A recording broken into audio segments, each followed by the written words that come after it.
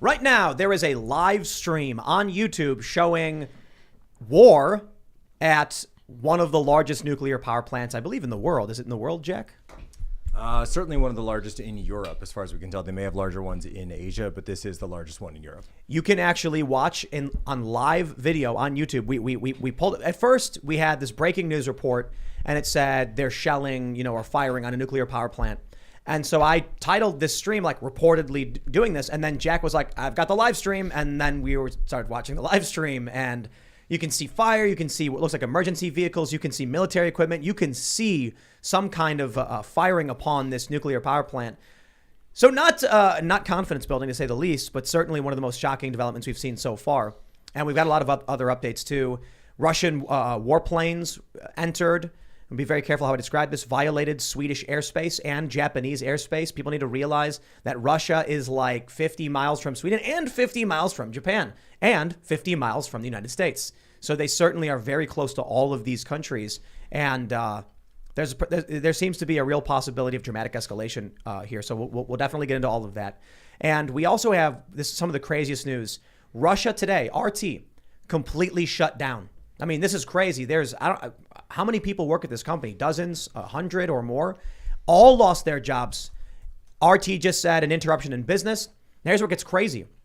Social media has labeled Americans, like Twitter has labeled like Russian state media. And Lee Camp, who is an anti-war, I think it's fair to say he's left, right? Leftist, is that? I guess seems pretty centrist to me. He's Perhaps. level-headed, but he's definitely anti-war. He's an anti-war, anti-establishment guy. Spotify took his podcast off the air. Now, the crazy thing is, I don't think his podcast is affiliated with Russia. It's like a YouTube channel that he made. Was Neil Young demanding he take it down? Must have been. But he did have a show on Russia Today called Redacted Tonight. So I don't know if he's still doing that, but this is crazy. Like war hysteria. We are seeing this in real time. They're banning Russians from sporting events, from video games. Like FIFA's like, we're not going to have Russians in our video game. Did you hear they banned Russian cats? Russian cats from the cat show. What? Yeah. There's White people have lost their minds. Well, there's a report. Unreal.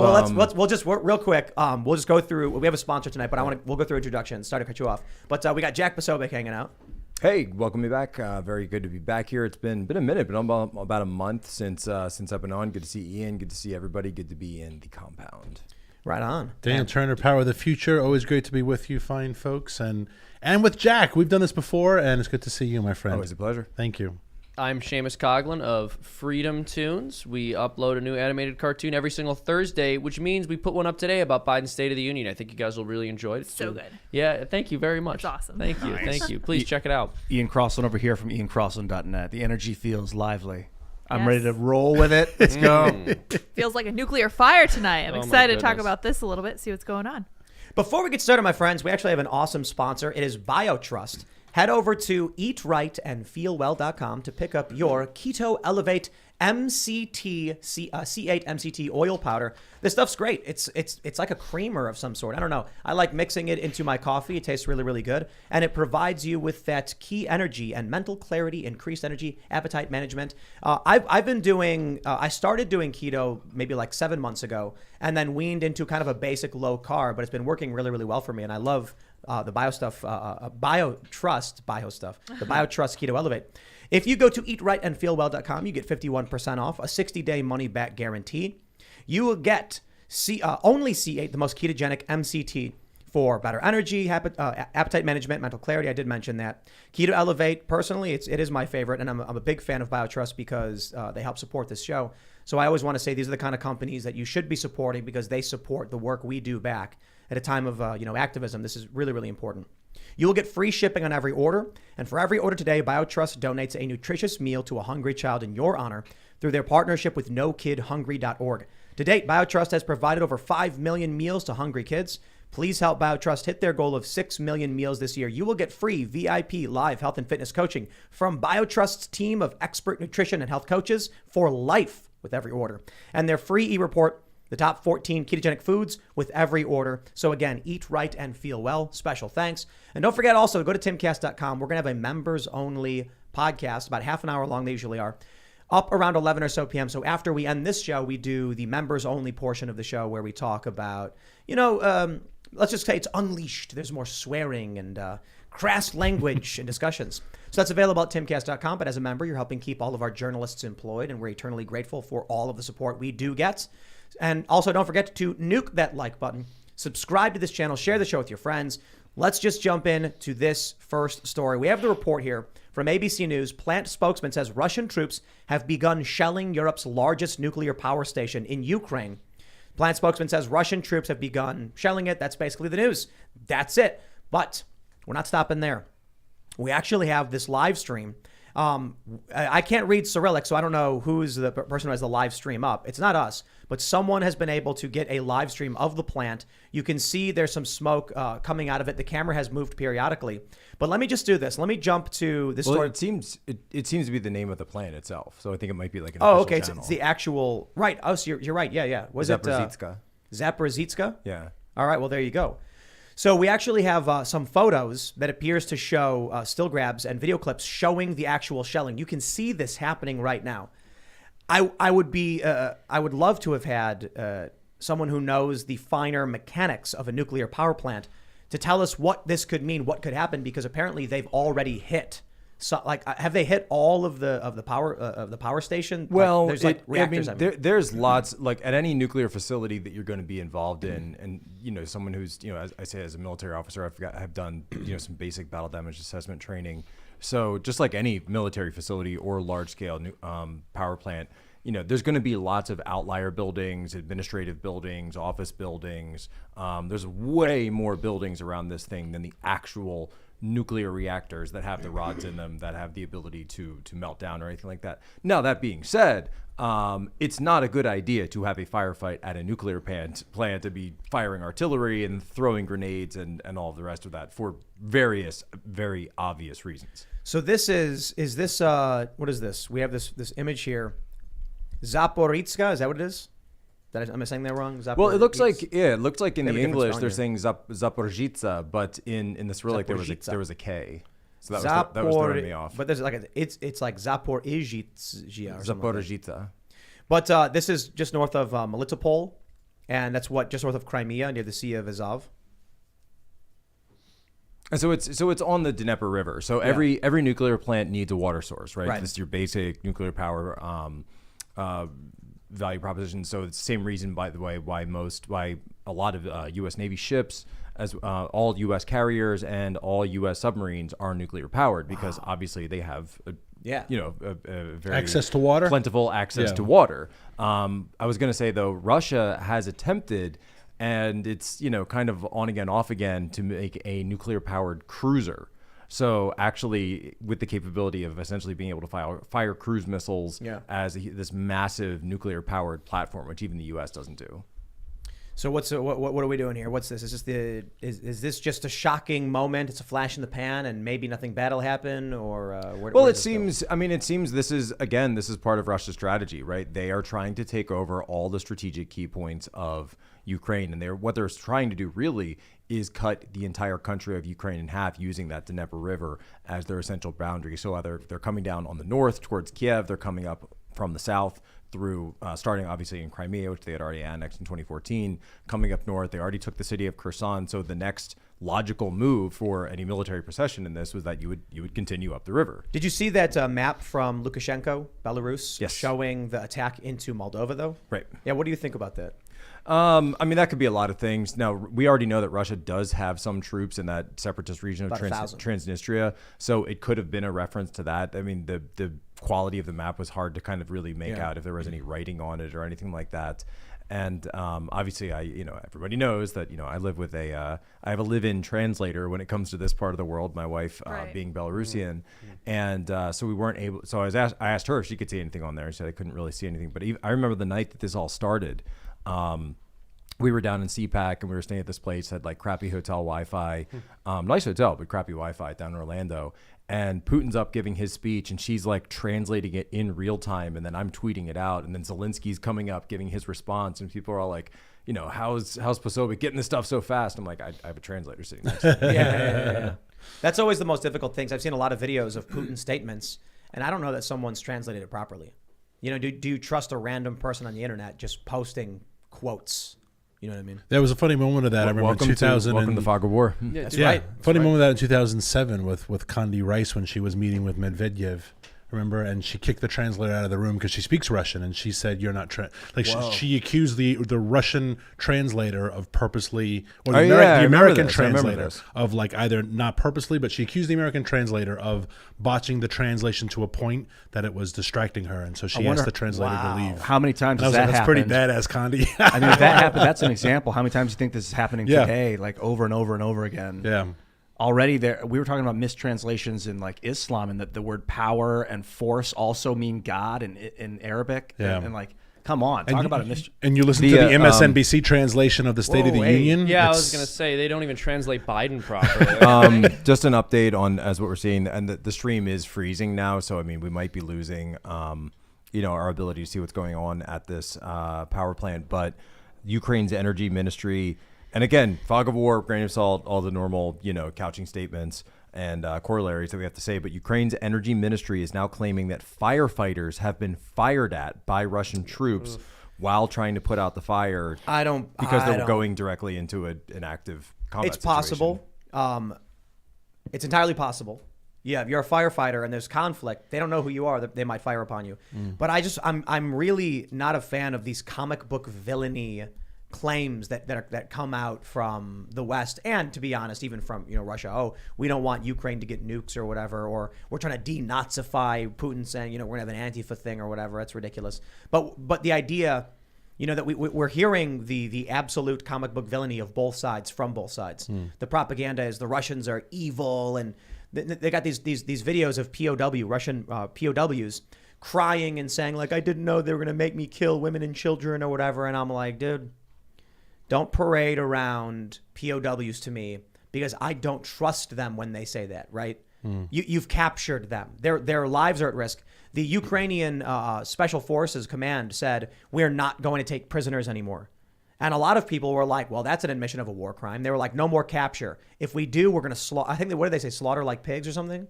Yeah, but that actually, I did see some people pushing back on that. And as we were just saying, that may have been kind of a translation thing where the connotation may have been more like, we're going to kill you in battle, so you won't be alive for us to take prisoner, right? As opposed to we're not going to allow you to surrender. No, they tweeted in English something and then deleted it.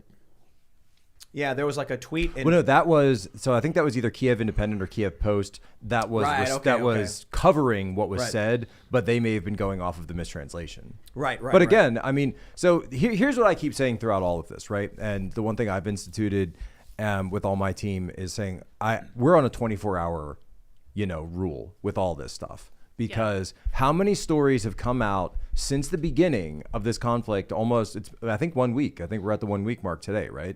That within 24 hours have been completely debunked, right? This shelling or this pilot Ghost of Kiev, or Snake Island, right? It sounds like a Hollywood script, right? It sounds like a Marvel movie. Yeah, you're like a movie script, and and at first oh my gosh, this is I can't believe it. And then it turns out, no, I can't believe but you it. actually can't believe it, right? Yeah. So keep in mind that you're seeing these situations, and it's meant to emotionally affect you and emotionally hook you. And the Western media, by the way, has been leaps and bounds beyond anything Russia has put out in terms of their information operations here. So kind of one little corollary I threw out there was, this sort of debunked all of Russiagate, right? Because it wasn't the predicate for Russiagate the idea that the Russians were these masters at information warfare. They dominated the global information environment. And then it turns out that, okay, well, here's Russia in an actual shooting war, which they would really need to have their best info ops up. And they're, screaming about genocide and Nazis. And sure, we can talk about the Azov battalion and we can be very truthful about what's going on. But at the same, and yes, there is shelling in Donbass. Yeah, 100%. But it's not the exact same thing that they're alleging. They got the Instagram hot babes of Russia coming out against Vladimir Putin's against their own government. He's done. And it's time to end it. Yeah, and some of these Call it off. I thought banning the cats was going to do it, but these Instagram models are like the daughters of government officials. See, the thing is, this is the power of influence war. The U.S. controls Instagram. These young women make money off Instagram and feel social acceptance from likes. when that's threatened to be taken away from them, they immediately come out and say, no, I support the other country. That is scary. Like our corporations do when every time China. there's, yeah. Exactly. Absolutely. It's terrifying when TikTok, controlled by China, is operating here for the exact same reason. And what'll happen if China moves into Taiwan? TikTok is going to light up, and all of these American TikTokers are going to be like, but Taiwan is China, and China has a right, and blah, blah, blah. Taiwan is the Republic of China. Technically, it is China, and the CCP is an invading force. I didn't know you had a TikTok. No, I don't actually. I think they. We got banned from TikTok. Maybe I do have a TikTok. I don't remember. I don't think I do. But it's the Republic of China. That's the real government of China. The republic that was basically pushed onto the island by Restore the the CCP. Republic. Restore the Republic. I love the thing that the West, that America has exported to the world as the awful hyperbolic language. Like when Sergei Lavrov, the Russian foreign minister, is talking about the denazification of Ukraine and they are Nazis. I'm like, you sound like a 17-year-old kid in like a high school debate team. Like, are we all talking on this awful hyperbolic, I'm going to get rid of the Nazis from Ukraine? It's awful how someone who's been a statesman for 60 years sounds like a TikTok kid right now. Like a boomer. Yeah, We it's had, just unbelievable. Well, he's got to hold on to that though, because that's now the official line. And yeah, so no, he has he's- to. It's just embarrassing. Because I think we need to remember too that any of these statements now that Lavrov is making, and you're right that he's been known as someone who's actually pretty highly respected in the international community, even though obviously they disagree with him on a lot. That all of a sudden he's throwing that away to throw off these little like pot shot like WWE kind of lines. And the reason is though, that's all getting played internally, right? And so they're going to show that to the Russian people, and they're going to, and it's going to play into this new narrative, and it's the same narrative that, of course, Biden and all of these companies that are coming out now and banning Russians. I think I was going to say earlier, Canada has said, this Canadian Minister of Transportation has said they're holding a charter plane in Canada full of Russian nationals, and they're not going to let it go. Right. So the internal narrative in Russia right now is that it's the world versus you. And guess what? The world is playing right into that. Yep. Well, I got to say, they crossed the line here. Check out the story from NBC News. They did. International Cat Federation bans Russian felines from competitions. Just say cat. We surrender. It is time to give up. Federation We cannot keep International doing this. It Feline, is too much. which hosts over 700 cat shows a year, said it cannot just witness these atrocities and do nothing. What? Look at these cats. No. It's like, okay, I cute. can understand the sentiment. I can't witness these atrocities and not do anything. But like that's the thing you chose to do. That wasn't your only option. You did the Russian. So what if an American has a Russian cat? Is that the issue, or is That's it like? it. Or is it like Kick him into the street. Get out of here. And some poor We're dog people, 60-year-old too. Sorry, Oliver. some poor 60-year-old librarian has been waiting to show her Russian blue all year, and it's like she's from Idaho, and now she's like, what do you mean I can't go to the cat show? It's like, you're a communist. Oh, wait. So it's sympathizer. not even that. I Wait. just have Look at that. No Wait, so cat it's- bred in Russia. No cat. So you could be an American. Oh, okay. Or All right, thank imported. goodness. They think Or they're genetically Or no, engineering it said or something. right. imported or registered in any way. But what if So- that cat is a citizen in another country? Bred in Why is Russia. where they came from so important to these right. people? It's Those Xenophobia. cats Sounds are racist. just seeking a better outcome, a better Exactly. life for themselves. They're refugees. They're being Their banned. family. Exactly. Have they been bugged? Is that the problem? just gonna Yeah. ban them out. And Path bugged. to citizenship for those cats. I love this timeline. They're just dreamers. They're It just is kind of dreamers. amazing. They're dream lines. They're You they're see- meowers. Feel These for the people cats. like to Hold say. on. You almost got me on that one. The You group almost- said the new very close. regulation Very will close. last through May 31st and will be reviewed as and when necessary. Seems Like, is very any of this necessary. necessary? Yeah. I don't understand. Preserve what- democracy. So, like- it's but this is war hysteria. This Yeah. is the same thing as the mass formation psychosis we heard about during Yeah. COVID. Yeah. This is people being like, Russia, I need to put a Ukrainian flag in my Twitter account and ban the cats. Oh my goodness. There's another sentence here I really have to read.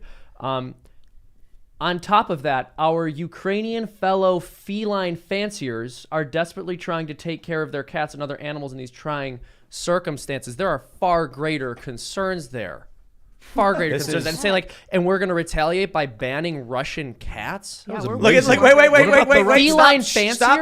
fancier? Shh. Wait. The announcement is the latest blow to Russia, which has been hit with sanctions by a number of countries. They're reeling. What if you own I a mean, I Russian think- cat? dude, Do you have to after get rid this, of it? I That makes no Vladimir sense. Putin is sitting in his chair stroking his cat, and he's like, That's right. he was like, What do No! you mean, Yet! Mike? What do you hope he mean sees she this cannot article. compete? He looks at his shelf and he's got all of his awards from the cat show. Moja koshka. I am a feline fancier. This article. There was great alliteration in that touches me. sentence. Yeah, you I read. got it. I'll give him. A lot of alliteration. Did you find out if you have a Russian cat? Are you now? If it was, Yeah, if you it have was to- bred in Russia. They're gonna come take it? Is No, it, no, no. Wait, They- bred in they- Russia or born in Russia? Bred or Both bred or Same imported. thing. Well, because the No, cat could have no, been it's bred not. there, but then could have given birth in another country.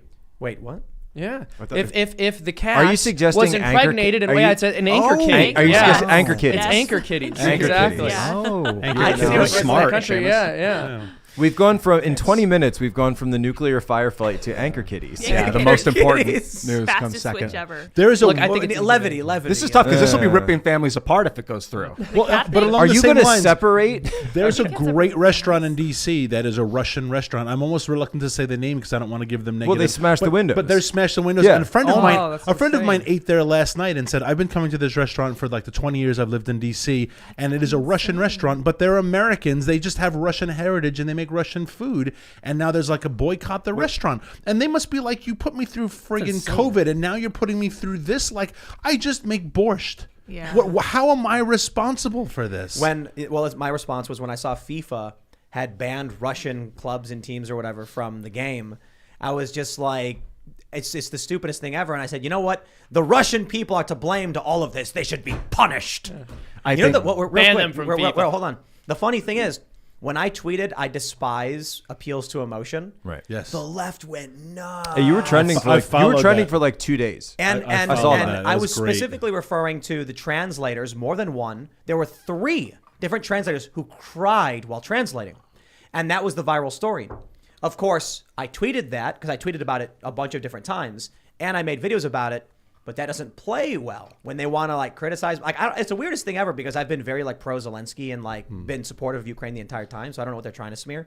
But when they go nuts on this, and then I tweet jokingly because they're all basically like me just screwing around. When I say we must punish Russian Americans, or my favorite tweet was, I said, "Whoa, how do we know that Russian Americans aren't secretly working for Putin or worse, Trump?" No, that did not make any of them angry. Or when I said punish Russian civilians, like that didn't make anybody angry. But how dare you question Appeal to the emotion. the sobbing translators?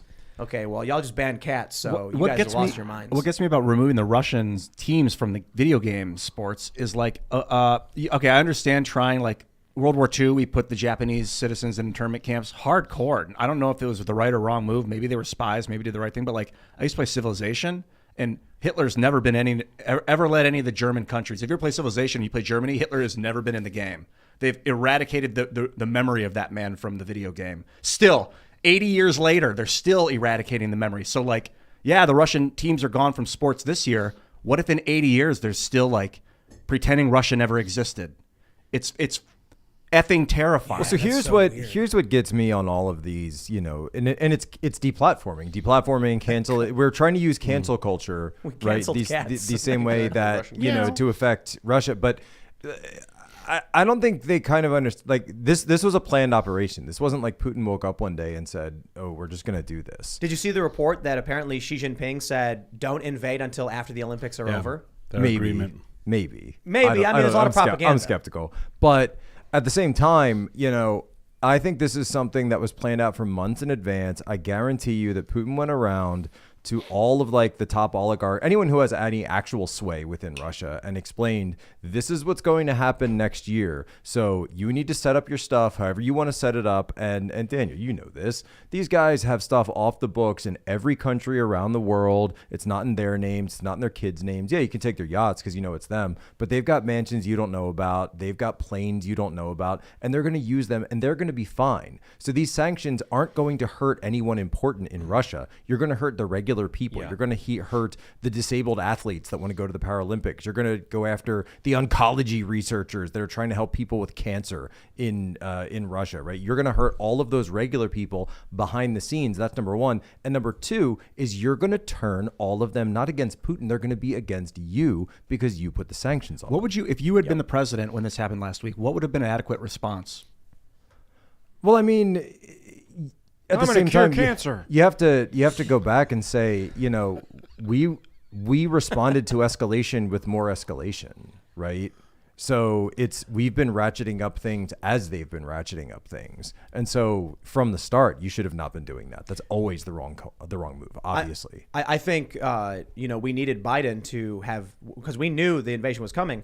Biden should have had a conversation with Putin a long time ago, and he did, and he should have said, if you hit Ukraine, I will hit Moscow. Oh, I'm sorry, Joe Biden. He should have been like, come on, man. Come on. No, the joke is if you go get those Iranians. Donald Trump reportedly told Putin, if you try to take Ukraine, I will hit Moscow. Yeah. He said all those beautiful golden turrets will be destroyed. Yep. Do you remember my favorite, though, is he told Xi the same thing. If you go after Taiwan, I'll hit Beijing. Yeah. And the story was that both Xi and Putin were like kind of shocked that someone would tell them, I will kill millions of civilians if you if you engage in regional conflict. Well, remember, Trump timed the original Syria strikes for when Xi Jinping was meeting at Mar-a-Lago over dinner. And there's a story that as cake was being served, they leaned in and told Xi Jinping that the strikes were taking place. That's right. Yeah, but do you remember when Biden just met with Putin a couple months ago? He came back and he said, we talked about 7 things that I told him were off limits. I mean, right. Then and there, I was like, well, what if I'm number 8? You know, so 7 things that you can't hit. 7 American assets. We went through 7 things that he can't touch. That was after the cyber attack that closed Colonial Pipeline. So right off the bat, Putin, I mean, if anything, he watched the State of the Union. He felt more emboldened. I was going to say, I didn't hit any of those 7 things, so I'm good to go. And if you watch the Super Bowl halftime show, he's like, they don't deserve to live anymore. Like we should just invade the West completely. I think people need to recognize that Vladimir Putin is passionate and he's old, which means he's got to make whatever move he's going to make now because he's almost 70 years old. So I think Russia is going to win what they want to win. We already have these crazy stories about NATO's involved. They're 100% involved. They're just playing weird semantic games. Latvia has apparently voted to allow their citizens to join the fight on the Ukrainian side. Now, how is that not declaring war? It's so ridiculous. Well, our military isn't involved. We're just sending waves of our own citizens with guns into Ukraine to shoot you. That to me is absurd. Plus, you've got the arming, you've got the resources, we'll put it that way, being given to Ukraine. So it's ridiculous that we're at this point where it's like, well, if NATO gets involved, they're involved. Yeah. So we're back under. This is something that I've noticed, kind of zipping around on Twitter, reading a lot of stuff, that we seem to have kind of forgotten the sort of rules of the Cold War, like the reason that we don't go directly bullet to bullet. We don't fire upon Russian assets and Russian assets don't fire on us. So we have these proxy wars, right? We had Afghanistan throughout the 70s and late 70s, early 80s. Then we had the Vietnam War prior to that, where again, Russia, of course, was supporting the Viet Cong and supporting the NVA. And then we got involved in the South. But Russia didn't actually send, they may have had a couple advisors, but they didn't send forces down. Same deal with Korea, right? During the Korean War, Russia didn't get directly involved. They had some air assets, but they sent China in. They had North Korea, but they didn't go in themselves. Same idea for us. We don't want to get into this shooting war with another nuclear power, so we end up doing all these proxy wars. And essentially, if you're looking at it from Russia's perspective, they view the current regime, the government of Ukraine and the Ukrainian military as an American or at least Western proxy force. This is since 2014. Since 2014. Basically, what the CIA since the coup instigated a coup. Is it like official that the CIA was involved, or is it just assumed? I mean, they were certainly involved. The and there level were of certainly involvement is Western. debated, yeah. There were certainly Western assets involved. I mean, you can have a debate about who started it or who whether or not it was justified, but it certainly was U.S. supported. And that blockaded and like hindered their ability to get oil into the Black Sea. So that's why he took Crimea almost instantly after that. Well, it changed a lot of things, obviously, but they were looking at a situation where, remember, the Russian Black Sea Fleet, it's at that port of Sevastopol, has always been there, right? That's always been a Russian naval port, and that's their major port, their major Navy base on the Black Sea. So they were never going to give that up. They just weren't going to. It's their only warm water port. It also grants them access to the Mediterranean. Yeah, it's key. Which causes issues with the Bosphorus in Turkey because Turkey controls.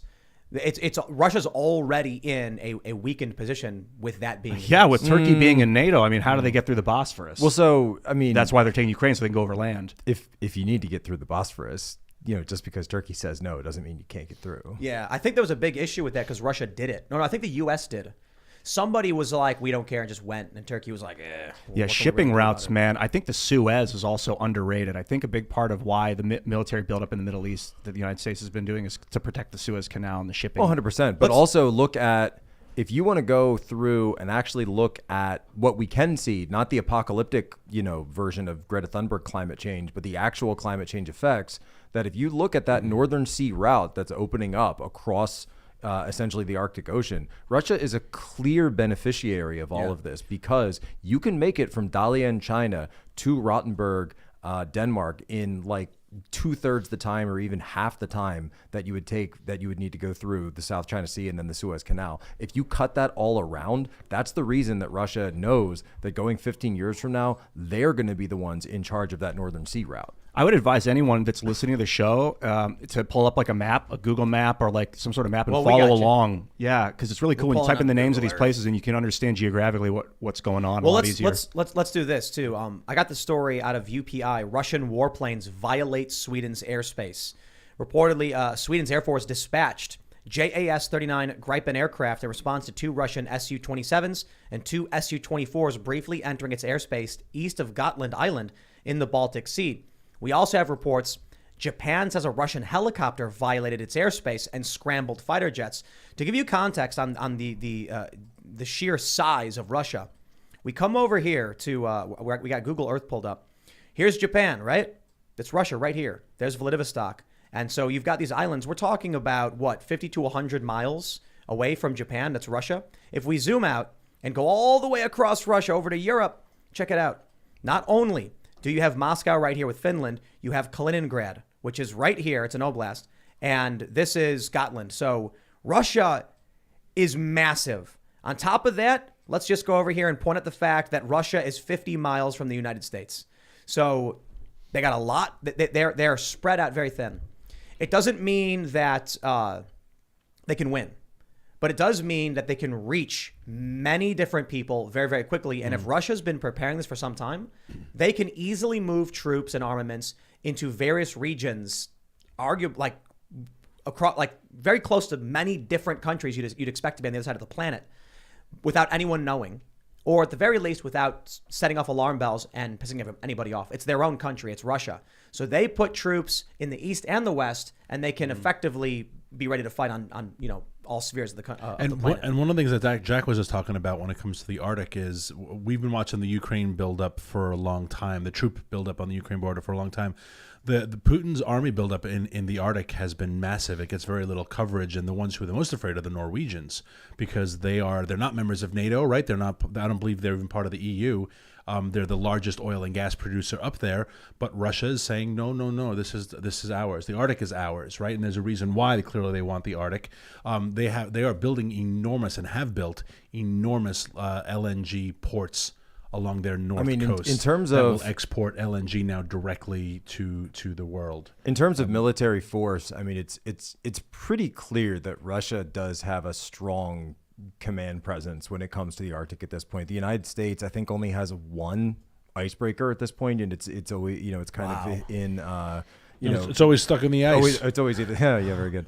But it's like it's barely works very well. China has a ton of ice cutters, but of course China does not have any actual access to the Arctic. So if China, this is another part of that relationship, this burgeoning relationship that we're seeing between China and Russia. If China wants access to the Arctic, they've got to go through Russia. If Russia wants their financial backstop, they need to go to China. The one you kick them off SWIFT, well, one belt, one road is right there for you. Yeah. So, but Ian, in answer to your question, if I want to curb these, excessive and obviously aggressive and insane behaviors of the Russian government, you can say, all right, we're going to try to put sanctions on Russia, but obviously they've priced that into this proposition.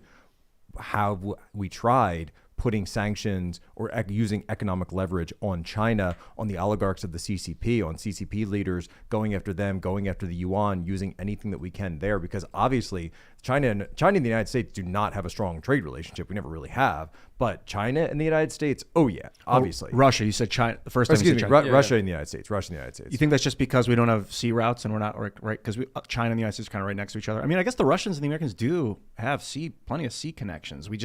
They just don't have much to trade. What is it? Why are they not a great trade leader? They're so massive, is what I'm at. Why The Russians. Russia What is- and America not trade leader? Is it just or- because it's like uninhabitable, most of Russia? Well, most of Russia is uninhabitable. Yeah. Yes, on a map it's massive, but a lot of that area is either unused or it's not arable, or they just don't have the people, the population to.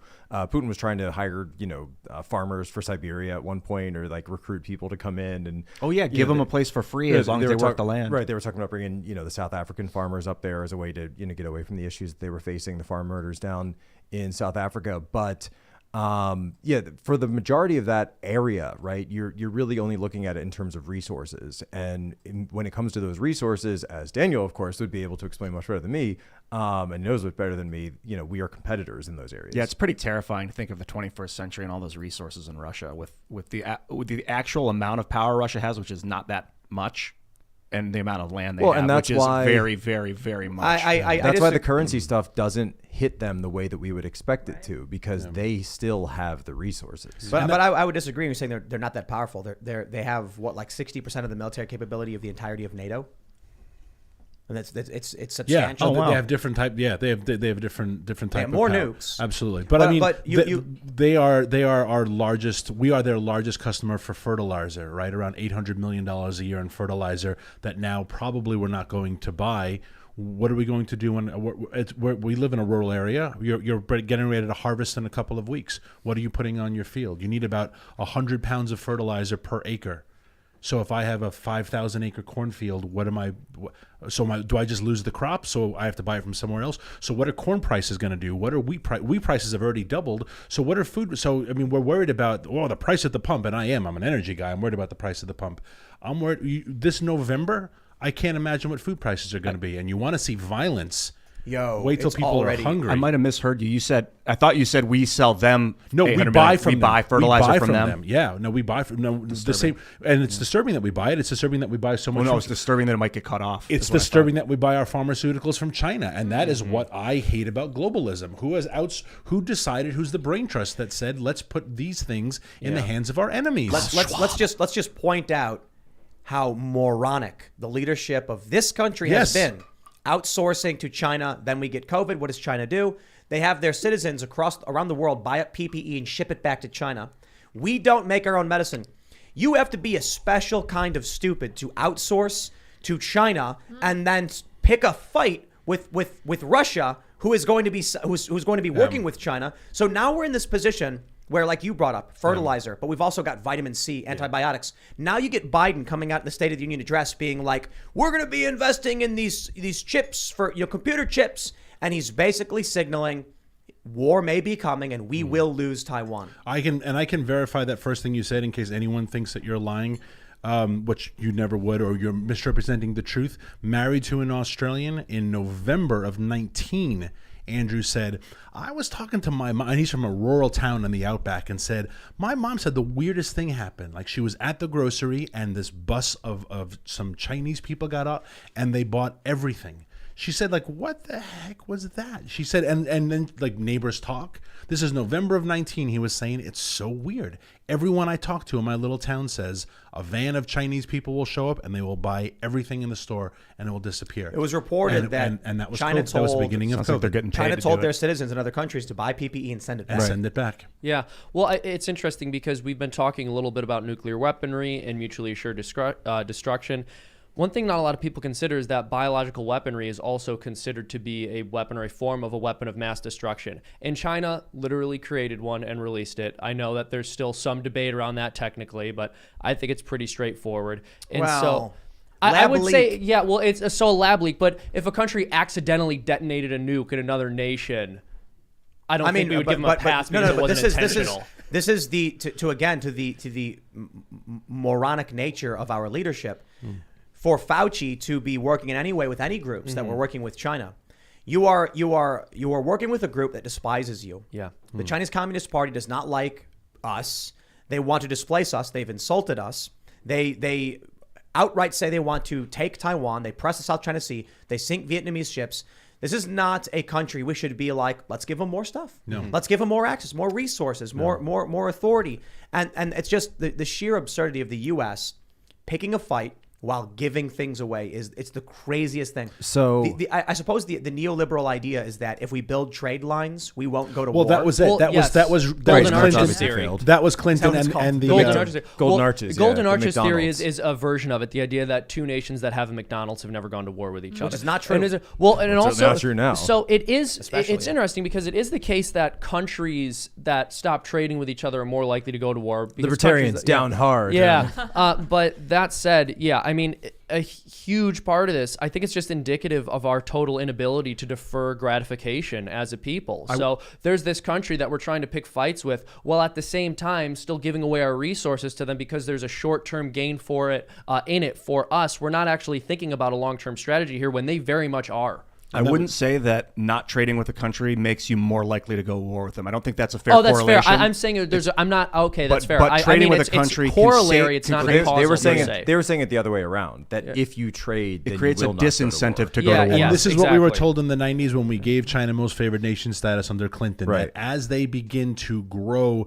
and become a trading partner, and as they get a taste of our It will liberal open them up, and it will make them more and what they did is transparent, they polluted they polluted capitalism. a Get better weird- access to Halliburton but- and It's Raytheon. a So- very bizarre, almost Marxist idea that the way we solve people's problems is just by increasing access to resources or building wealth. And it's very an issue of materialistic. materialism, very yeah. And so we materialistic. do see it with hyper-capitalist ideologies as well. But they meld together it's very ironic because people see like hyper-capitalism and communism as being diametrically opposed. But the reality is this idea that we can solve people's problems simply through materialism and that they will become more evolved and better people because their wealth has grown is obviously completely backwards, and we're seeing the effects of that now with China. Look at what we did in Afghanistan. We gave them all iPads, but they don't have Yeah. internet. Yeah, You know, materialism. it's like, well, there you go. Congratulations, guys. I think we need the U.S. government to heavily invest in some kind of public infrastructure for protecting the American people from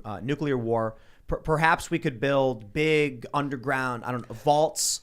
And we'd call the company something related to that, like Vault Tech. Vault Tech. Vault Tech. Vault Tech. Like technology. And we would number Vault each technology. vault. In order to communicate, could we have certain armbands? Yes. As an example. Absolutely. like a computer? That would Like a actually. computer Well, on- right, that you could wear. Right? Yeah, like Well, your but what would you even phone, but call it'd be something like like a- that? What would you even call I something don't know, like that? Now, since the U.S. dollar is going completely Pip-Boy or you know, something like you that? know, Oh, I since like the U.S. it. dollar is being devalued, what could we use as currency in this situation? I don't How- know. how I would would the use people- rollers, Oh, hey, but- no, I The most- actually have an idea. No, the most logical answer to that question would be Hold on, I'm gonna- soda bottle caps. I can't think of anything else that Well, would it's be better metal. than You soda can bottle melt caps. the metal down. It's very. It wouldn't make any sense to use ammo I as wanna currency. point Daniel's out- like, what I is have going no- on right now? I assume it's a movie or a video game. Fallout. I don't know what we're talking should about. definitely wanna- I didn't even play. I wanna- I just know the lore. I want to point out real Over here. quick. I'm old. When Jack said we could wear something on our wrists in Fallout, you have the Pit Boy, and the Pit Boy shows your health status. I'm literally wearing a Whoop, You're pretty close, which yeah. I can pull up my You're health already there. status You're and halfway like there. my heart rate and stuff. But it doesn't have the graphics. But check it out. When I was getting sick, the Whoop knew I was sick before I knew I was sick. Of course. And so And did that's Google, like- of course. Whoever And- owns that. and So did Google, Jeff right? Bezos. Yeah, Yeah, he gets his the, report. the Chinese found out. Gets his wait. daily Tim Pool report. Jeff Bezos is like he wakes up and he goes to grab his coffee and then he opens a tap and he goes, "Oh, Tim's sick." Dude, wouldn't it be hilarious if there was just this long con sabotaging or like this idea of warfare where the companies that own that IP are actually like selling it to China, and then China ever so tweaks, they're like, all right, I know this is healthy for him. We're going to tell him to do the less healthy thing instead Right. of the thing that's more healthy for him because we're going to weaken him as a person. You'll It notice doesn't tell people me didn't what really to laugh do, when you though. said that. That's kind of freakishly possible. Do you think so? Oh, on that, yeah. on that, People on that drive into smaller level? swamps because their Google Maps tell them to No, Apple. sometimes. That was Apple. No, I Apple think it's Maps. possible always that I Apple think it's Maps. possible that people would listen to that. Absolutely. If your Yo, watch I- told I'm you, half joking yeah, though you, about you this need because an it seems like insulin such shot. a tiny little thing. Yeah. Before we get too far off this, so the nuclear plant situation, ton of and this is a tweet from Ilya Lazovsky. The actual nuclear specialists are coming out of the woodwork to say that no, we would not see a Marvel movie style explosion. Yes, it is bad. Fuel could leak. There could be radiation that comes out of that. But let's not retweet government pronouncements uncritically. It is a different kind of reactor than Chernobyl. You can scram it. You can do emergency shutdowns. The concrete shells they have on this thing are capable of being hit by aircraft weighing 20 tons and not going not melting down. And it's, Ian, you and I were just talking about this before. The reason Chernobyl melted down is because they were running a test, and the test went crazy. It wasn't just some random fire that broke out and then it, ignited everything. And Chernobyl, because it exploded, it shot fissile material into the atmosphere, I believe, and then it blanketed the area. So like carbon. If the corium just melts, it just falls into the earth. It just falls down and then hits the cement and then melts through the cement and keeps melting through the ground until it So we are cools not. down. So fortunately for everybody out there, crazy as it is, you are not in a situation where this thing could melt down over this. Hey, they turned the chat on. It looks like. Oh no. Okay, no, they stopped it. I see. The stream ended. They did have a chat. Oh, they stopped the stream. Yeah, stream ended. No, that would have been. We'll see if they have a new one. They have a new. Do they have a new one live up? stream Yeah. But does that have the chat up? Disabled for the chat live is stream, disabled. Oh, I still have a chat going, but maybe it's... They disabled the chat for the nuclear firefight. I can't tell.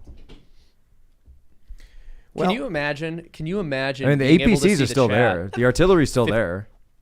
Can you imagine, like, if we were able to document other historic events like this, like if we were able to watch live streams that had occurred of like events in World War II and see the chat, and see what Pick people its were saying? charge. And a lot of people were just like, yeah. I still have a chat on mine. You getting that? Really? Yeah. Oh, well, you're on a different one. Oh. Yeah, someone else has aggregated a bunch of live feeds. It looks like. Hastings.com, like, oh, he's arrived. Right. William's here. Well, I wonder The charge of the light brigade. I wonder how much of it would just be like crazy, insane memes too, because that's I feel like what it's going to be today. Is. No, it was. I was talking about this. The Megamind Ukrainians with massive balls meme, and I'm like, it's a really garbage meme, but you've got intelligence agencies spamming pro-Ukraine propaganda. It works to a certain degree. Look at all of the people that have put the Ukrainian flags in their Twitter profiles. Yeah, I'll tell you one of the things that really triggered the establishment, the lefty activists, was when I said, I noticed everyone was flying West Virginia's colors. I was like, it's about time everyone recognized how awesome the state is, because West Virginia University uses blue and gold. They got pissed at me for that. I was like, why are you so mad? It's a joke about the colors for West Virginia. Calm down. I think they really believe this is like the end of Western civilization. This is like the beginning of the end of Western civilization. People have been so freaked out and manipulated by Russia. I understand the fear of the Soviet Union communist nuclear missile crisis, but Russia is not the Soviet Union. It's a federation. You can argue there are a bunch of oligarchs in control over there, as well as you could argue that in America that there are. And in China, apparently, oligarchs are running the show. And in Ukraine. And in Ukraine. But I do love what you said, because you have heard that a lot from politicians. This is an attack on Western civilization. We have to defend Western civilization. And the first thing I thought of was, if 6 weeks ago I said something about Western civilization, you would have called me like a white nationalist. Yep. True. No, you're Nazi, right. Did You're you see- absolutely race. right. So Did now you we see- love Western civilization again. Did you see Joe Biden? When he said that the people of Ukraine are fighting for their homeland, and they're like, They have an iron will. An iron will.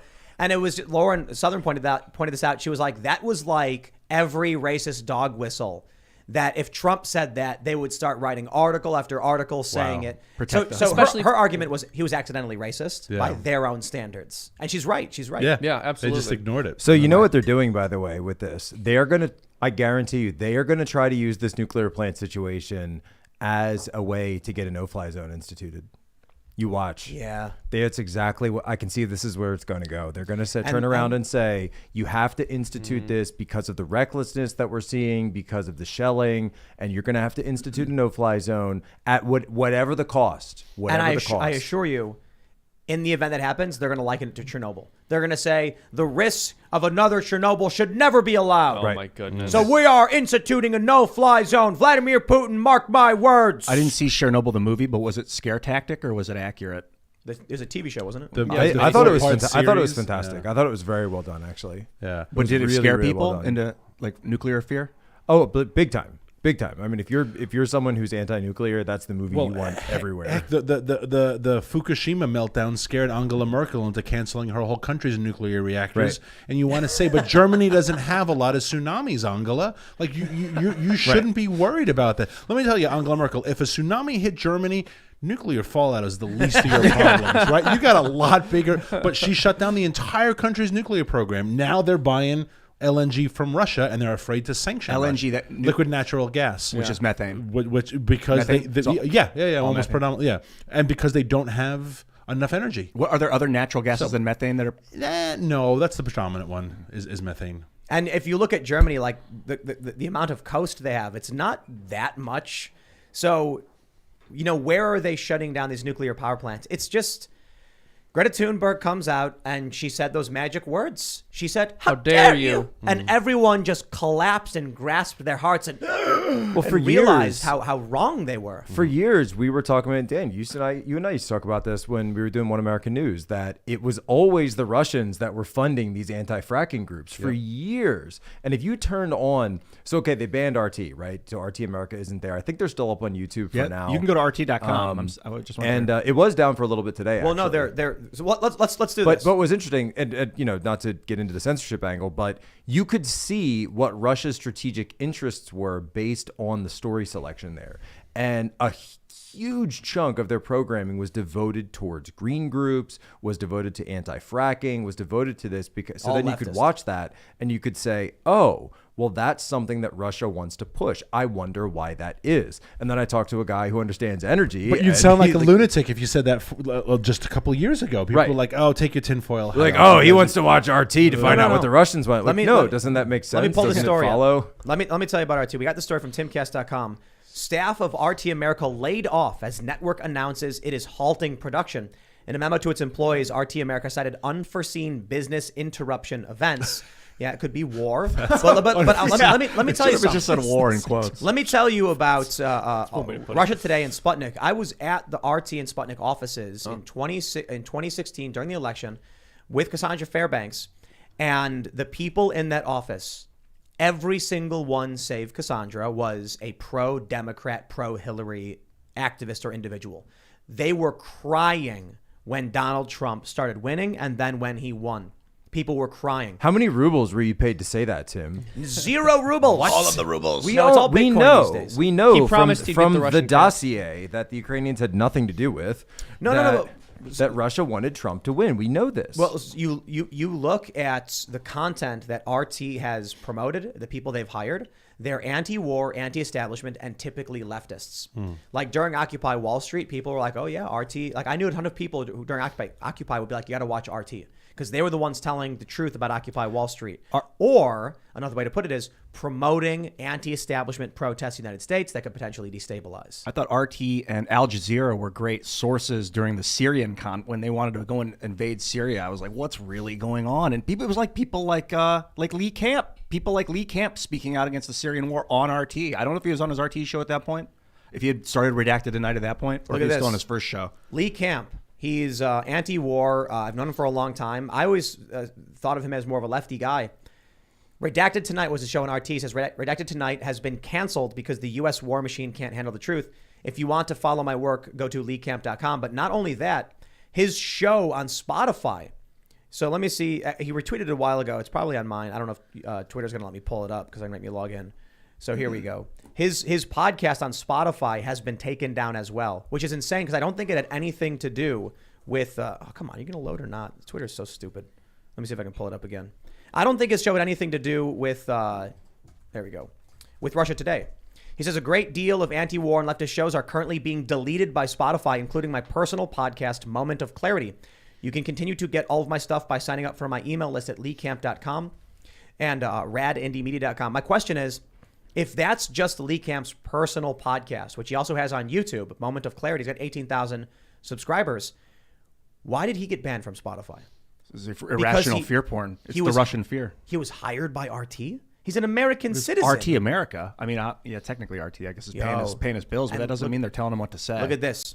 Rachel Blevins, who does not work for RT anymore because RT doesn't exist, is labeled Russian state-affiliated media on Twitter. She's never going to be able to get rid of that. None of these people are. I hope they do. I mean, this is something I want to talk about Majid Nawaz with. How long after you commit a crime or some sort of transgression do you have to bear the title of that? Just think about what this means moving forward, the hysteria. Well, when they are labeling people as Russians, what happens if this war escalates? You think internment camps are out of the question? You would be wrong. No, of course not. Especially if, as you said, food's going to get a lot more expensive and the establishment isn't going to say that it has anything to do with their irresponsibility in printing trillions of dollars and debasing our currency. It's because of what the Russians are doing in Ukraine. Blame them. It's their fault. And your Russian next door neighbor, if you happen to have one, is just as culpable as anybody else, or more culpable than we are, certainly. And so, no, it's not out of the question. When food gets expensive and you have to decide who gets it, then the prisoners are not the ones. Look, and Dude, they're going to scapegoat some. I'm not saying it's necessarily going to be the Russians, but they're going to scapegoat somebody for their irresponsibility. It's already started. Yeah. And it's clearly already started. They are being scapegoated. They're being scapegoated for the inflation. They're and not just like if you're from Russia, if you're from Belarus, right? And I've talked to Belarusians, right? I've heard from Russians about this. I heard you're sleeping with a Belarusian. Oh yeah. That's one way to put it. They hate this. They hate this war. But you have to understand, they are underneath their regimes, right? These are not democracies. You can't actually judge this the exact same way that you would somewhere else, right?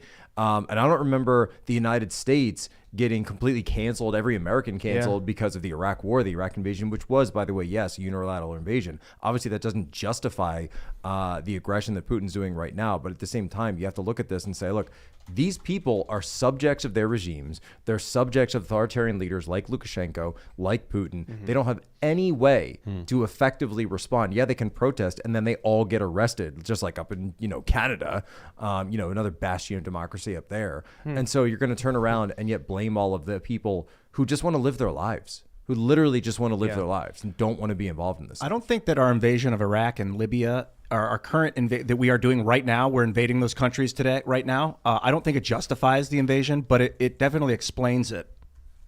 Well, it destroys our moral standing in the world. And so how can you turn around from a governmental perspective and say, well, we disagree with you doing that, when you look at what the United States, by the way, yes, through NATO, has done throughout the years, right? And so when you look at Libya, when you look at Afghanistan, when you look at Iraq, you just go around, you could literally walk place to place to place. It's nothing but death and destruction, other than, the protection of some parts of Europe, which has been... Why is someone yelling? Yeah, what's up, dude? I watched. This is the live stream. Okay, this is. Oh, that's the live stream. No, Cuts in the next video. Yeah, it's the next video. Yeah, Zapotitska.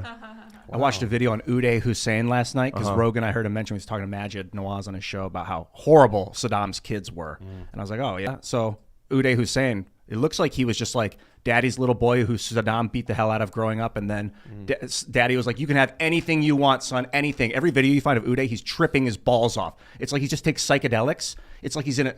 Dude, and he just... beat the he would just abuse. I mean, the human atrocities. Okay, yeah, this is a little off topic, but America went in saying we got to stop human atrocity, and Uday was putting people in like bleeding machines. He was a psychopath. So, but still, the invasion is completely irrational. Let me pull this tweet from Kyle Griffin. Kyle Griffin, of course, what is he? MSNBC producer, says the National Association of Broadcasters has issued a statement calling on broadcasters to stop carrying Russian-sponsored programming that's affiliated with the Russian government or its agents.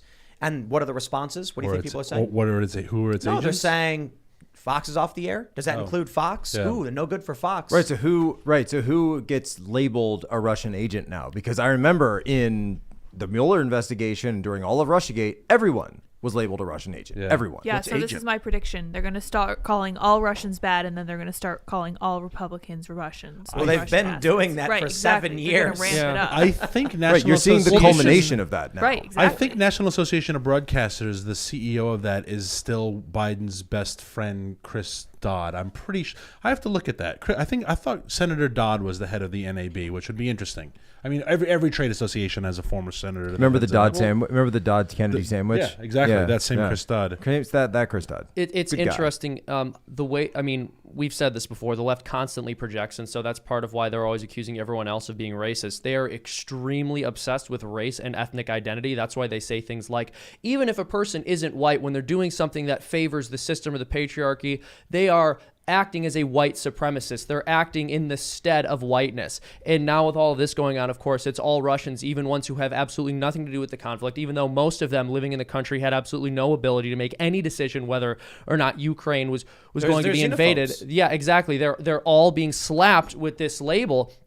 And in the same way that you often see black political commentators who happen to be conservative labeled as white or white supremacists, I agree with Lydia that we're going to see people being labeled as Russian or Russian adjacent. Yeah, but you don't. I now, or at the very least, that's very and you possible. got to look back at history to see what will happen now that we can consider to be a rhyme. History doesn't repeat; it rhymes. So, what could happen now? Well, freezing of bank accounts. Already seen it. Yep. Suspension of accounts through other like Airbnb and things like that, other services, being totally removed from social media. They have put a label on Rachel Blevins. This is creepy stuff. Maybe they'll change Russian state affiliated media. She doesn't work there anymore. Twitter should remove it immediately. Lee Camp having his personal podcast deleted for simply having worked for RT in a separate capacity. It was completely deleted off Spotify. Spotify removed it. Jeez. Does he have cop backups? Oh, it's on YouTube as well. YouTube hasn't taken it down.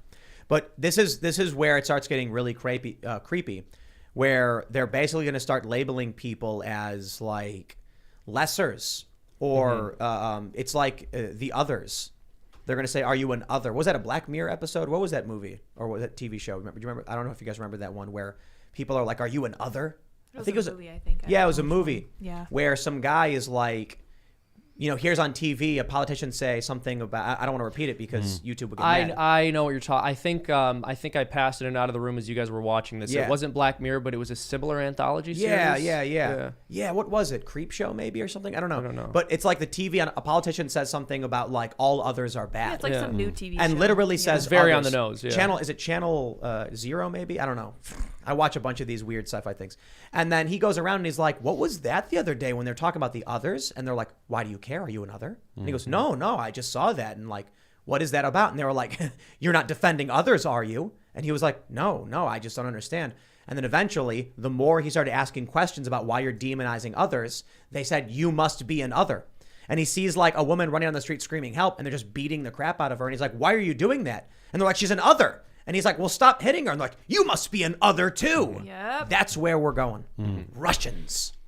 They're going to ban you. They're going to shut you down. They're going to put a label on you. Let me correct myself. Chris Dodd is Motion Picture Association. Oh, They're going to make. make Want to make it clear. Sorry, Senator Dodd. They are going to make you wear a tag on your social media profiles identifying you as Russian state affiliated media. And 30 years ago, Seinfeld did that skit with the AIDS ribbon. Who won't wear the ribbon?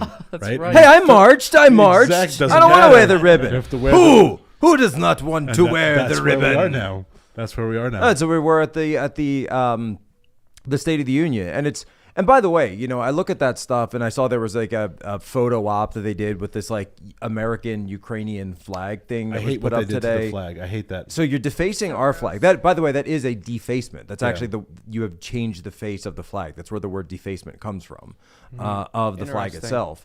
In order to do that. So you're not actually going to do anything for the people of Ukraine. You sold them all these weapons, and you provoked Russia. You talked about them joining NATO, so you lied to them about that. And you sold them this false promise. Now that Russia is pissed off, they're attacking you.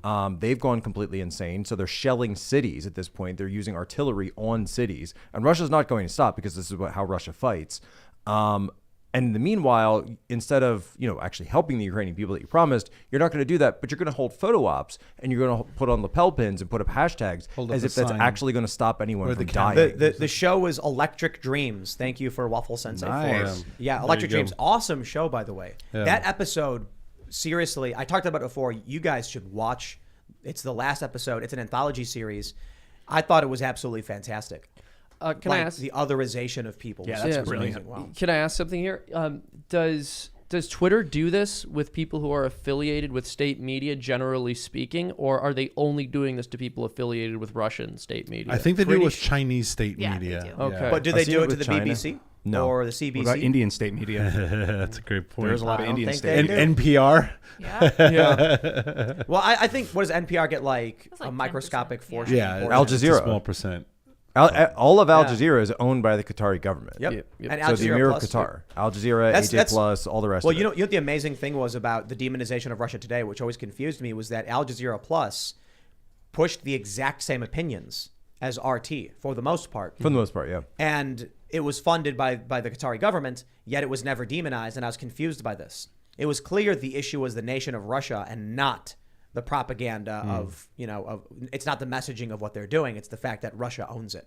So if another channel is state-owned and does literally the same thing, promoting the exact same things, Who cares? I just find it very interesting that the elite and the ruling class have absolutely no problem with information being imported into our country that's going to destabilize our unity as a country. It just bothers them on the basis of who's doing it. Yo, because they're the only ones who want to be able to do it. Exactly. It's useful to them. I want to see Joe Biden come out and say, President Zelensky, you have our support, but you must condemn the Azov battalion. We will not tolerate neo-Nazism. I want to see him stand by his campaign message about white nationalism and white supremacy and offer up his support to Zelensky and Ukraine, but condemn the neo-Nazis of the Azov battalion. Yeah, Tim, didn't Will you he know do it? the entire reason Joe Biden decided to run for president was Charlottesville?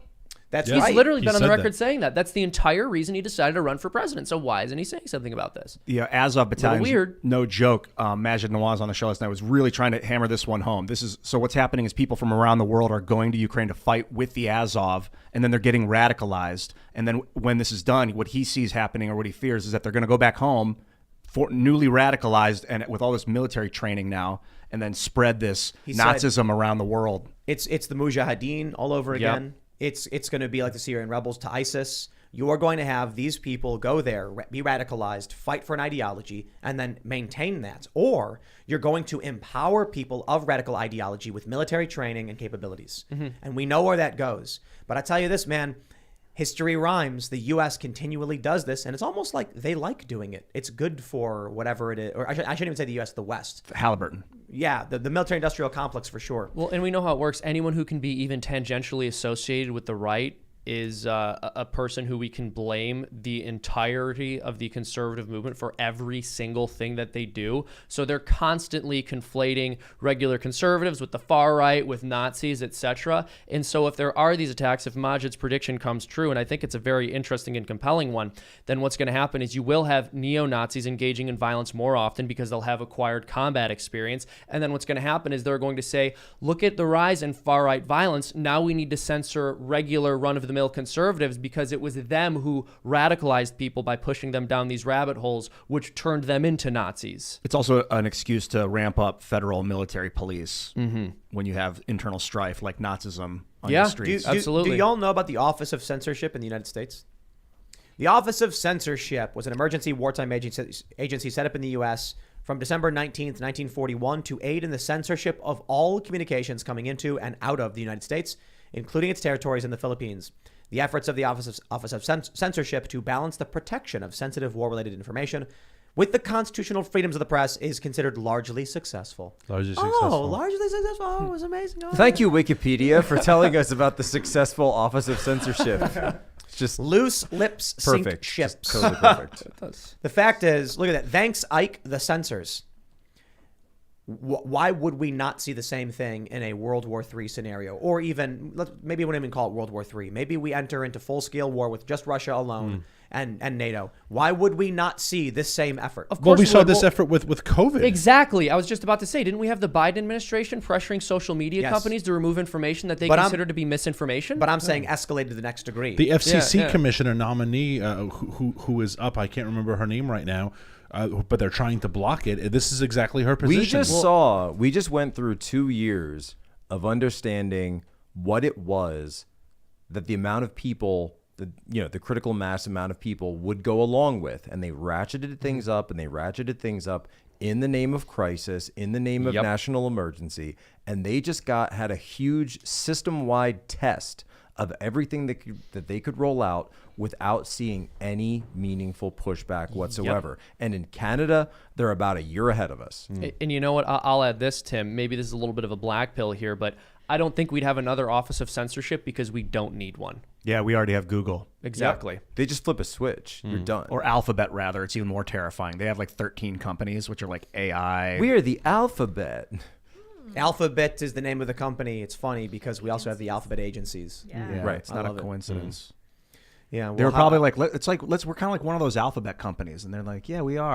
Alphabet. We'll just call ourselves Alphabet. There, at some psychedelics in point, action. I wonder if Google was, doing all this really great work, and they were like, "Don't be evil, guys." And then some bureaucratic administrative guy walks in and says, "We're taking over." And the first thing we got to do is, guys, that slogan, "Don't be evil." We're evil. Come on, that's the new I motto. thought that they were trying to get rid of a double negative. When you say "don't be evil," people hear evil, evil, evil, and then they just start thinking it and be. But when you write it and you read it, it interacts with your brain differently than when you hear it. No, Ian, they're just evil. It's just that might be true too. I mean, it's different people that own the company now. Yeah, like Larry and Sergey were pretty cool, but man, did that thing get out of hand. Aren't they still in Alphabet though? Partially. I just saw that Sergey sold a bunch of stock last July, I think. Maybe it was Larry. One of them sold I don't know how many millions of dollars worth of stock. They want to control what you think. They need to rally people behind. This is why they got so triggered when I said I despise appeals to emotion, because I'm directly calling out what is very obvious propaganda. Crying translators? Yep. No. Hold on there a minute, man. The job of a translator is to translate. Why would you hire someone or keep someone on the job if they're crying? You'd be like I said before, you'd be like, "Oh no, he's crying. Let's get him into the break room and have some coffee and take a breath and get someone else in there who can do their job." And Because it's manipulation. to follow up with what you said, Seamus, we don't really need an Office of Censorship. They closed the Office of Censorship in 1945 when the war ended. But basically then they started the liberal economic order within 8 months. And I think they just winded in all that censorship ability into this new spy network of Five Eyes or the global military industrial complex. I mean, it's interesting because for a long time you had, what was it, the 3 and then the 5 major networks that everyone got all of their information from, and that was wonderful for them because it was very easy to control what people were seeing and hearing. And then the internet popped up, and now it seemed as if there was a threat. People could get their information from everywhere, but fortunately for them and unfortunately for us, a lot of that power has been consolidated, and we're not quite back in the same position, but in some ways we're getting there. I'm optimistic on some level that we won't quite be able to get back to that, but at the end of the day, it doesn't really matter if people are too scared to speak the truth, and most seem to be. Yeah, self-censorship is as effective as forceful censorship in a way. Yeah, well, Even it's more. interesting. There have been studies which have suggested that people are better capable or would prefer to endure physical pain over social rejection. Wow. Yeah.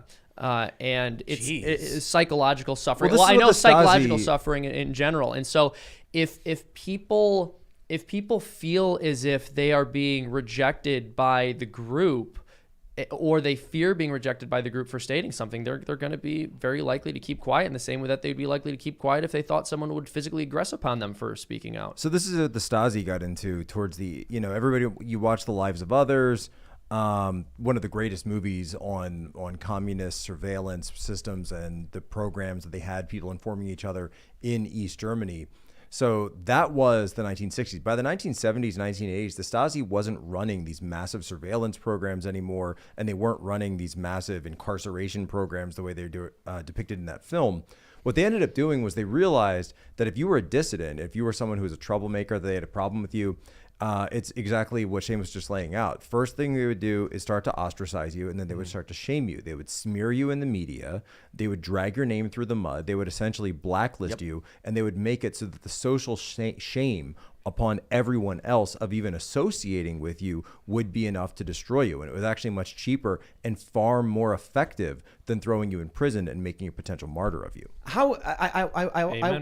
I wonder about this. How is a show like this possible in these, we're literally saying that. Partly because it's a group of us. Wing and a prayer. Haven't you had the SWAT team come 5 times? Yeah, now? I mean, Tim. I mean, 6. How is it SWATings. possible? It is possible for now. In But look 2 at the months. forces. Look at the forces trying to shut it down. I still feel like we're in the prelude. Yeah, I think a lot of it has to do with enough people, a large enough group of people communicating these ideas makes it hard to stop the idea. If it's one person alone in their room on a webcam, then you get swatted. And you that's gotta get up and go answer that's the why door. when I see censorship, I do speak out against it, even if it's someone I don't particularly agree with or don't particularly like or support. The idea that one person or one entity just has this ability to blanket wipe out all communications, right? That's actually a much bigger issue than some idiot on a podcast that I don't listen to. Yeah, the vulnerability of our system isn't talked about enough. from comet strikes to floods to earthquakes to volcanic super eruptions to just a power outage from a solar flare or like well, you're seeing these for example, you're seeing these stories that so Google and Apple Pay are shut down in Russia, and so suddenly because they went cashless, now people are saying, wait, how do I get on the subway? How do I pay for things in stores? How do I do this? Yeah. And so we've outsourced all, if you're signed up for all these things, now you're outsourcing your very ability to function in society to Silicon Valley. So that gives them that. I mean, we're talking about sovereign power that you're giving. We can artificial never go disasters. cashless. We can never go cashless. We can never go. I mean, that has to be within our DNA as like a fight to the death. We can never be a cashless society. So you think we need some sort of federal power that deigns that currency valuable? I think you need a physical, even not necessarily cash, but I think we have to have a system that you can have a physical commodity that I can hide under my bed. Because if Jack doesn't like me and he's able to call the guys who are on Apple Pay and say, shut down his account, if I can't go to the grocery store, if I can't buy things, if my credit, quote unquote, is stuck in my phone, and my phone is useless because Jack doesn't like me, then I'm a powerless. I have no agency left. You're lucky. I like you. You're lucky. I want to add a caveat to something I said earlier. I wanted to pull up information about what I referenced. What I was referencing, it's not a study about social rejection versus physical pain. There's two articles I'm looking at here, but basically the idea is that they have shown that we process social pain in the same part of the brain that we process physical pain with. Wow. And there's also a very interesting perspective from psychology and psychologists. I'm not sure if it's the consensus or not, but basically that emotional pain is in many ways worse than physical pain because it can be triggered by memories in a way that physical pain cannot. So for example, I can remember something from the past that hurt me or was difficult for me, and the emotional trauma of that can sort of return, whereas if I remember a physical injury, I'm not going to literally feel that physical pain in quite the same way. Wow. Yeah, emotional pain can make you like adopt a posture, which can then bring on a certain sort of tension leading to injury. Unless you dream it. Have you ever had a dream where you have physical pain and you wake up and like something hurts? I do this all the time. Interesting. Yeah, all the time. If you're ever in a dream and you want to get out, close your eyes really tight till they hurt, and then when you open them, you'll be awake. The pain wakes you up. So I found an account that has some backstory on how this nuclear power plant situation started. So apparently they're saying that, and again, caveat, right? Fog of war, grain of salt, blah, blah, blah.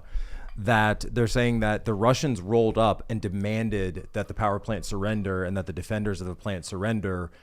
They said, we have overwhelming force. You should surrender. You should stand down so that we can take over this plant and do so peacefully. The defenders refused, and that's when the firefight started. Wow. So those were Russian soldiers on the ground. It was Russian soldiers on the ground, and it looked like they were defenders. And if you look at that clip that a few people have pulled out of that live stream, it looks like you can actually see tracer fire rounds being fired from the roof at the Russian artillery. Okay. And then, was there incoming artillery? Well, the artillery's on the ground. Right next to the power plant? Yes. Oh, are they firing that artillery at the power plant across the street? Well, at the defenders. Wow, that close range. Yes. Wow. That's insane. Yeah, that's what you're seeing in the video. Okay. I thought stuff was coming from out. And then I thought I saw missiles flying outward from there, but that wasn't what I was No, those are just shells. Okay. Yeah, no.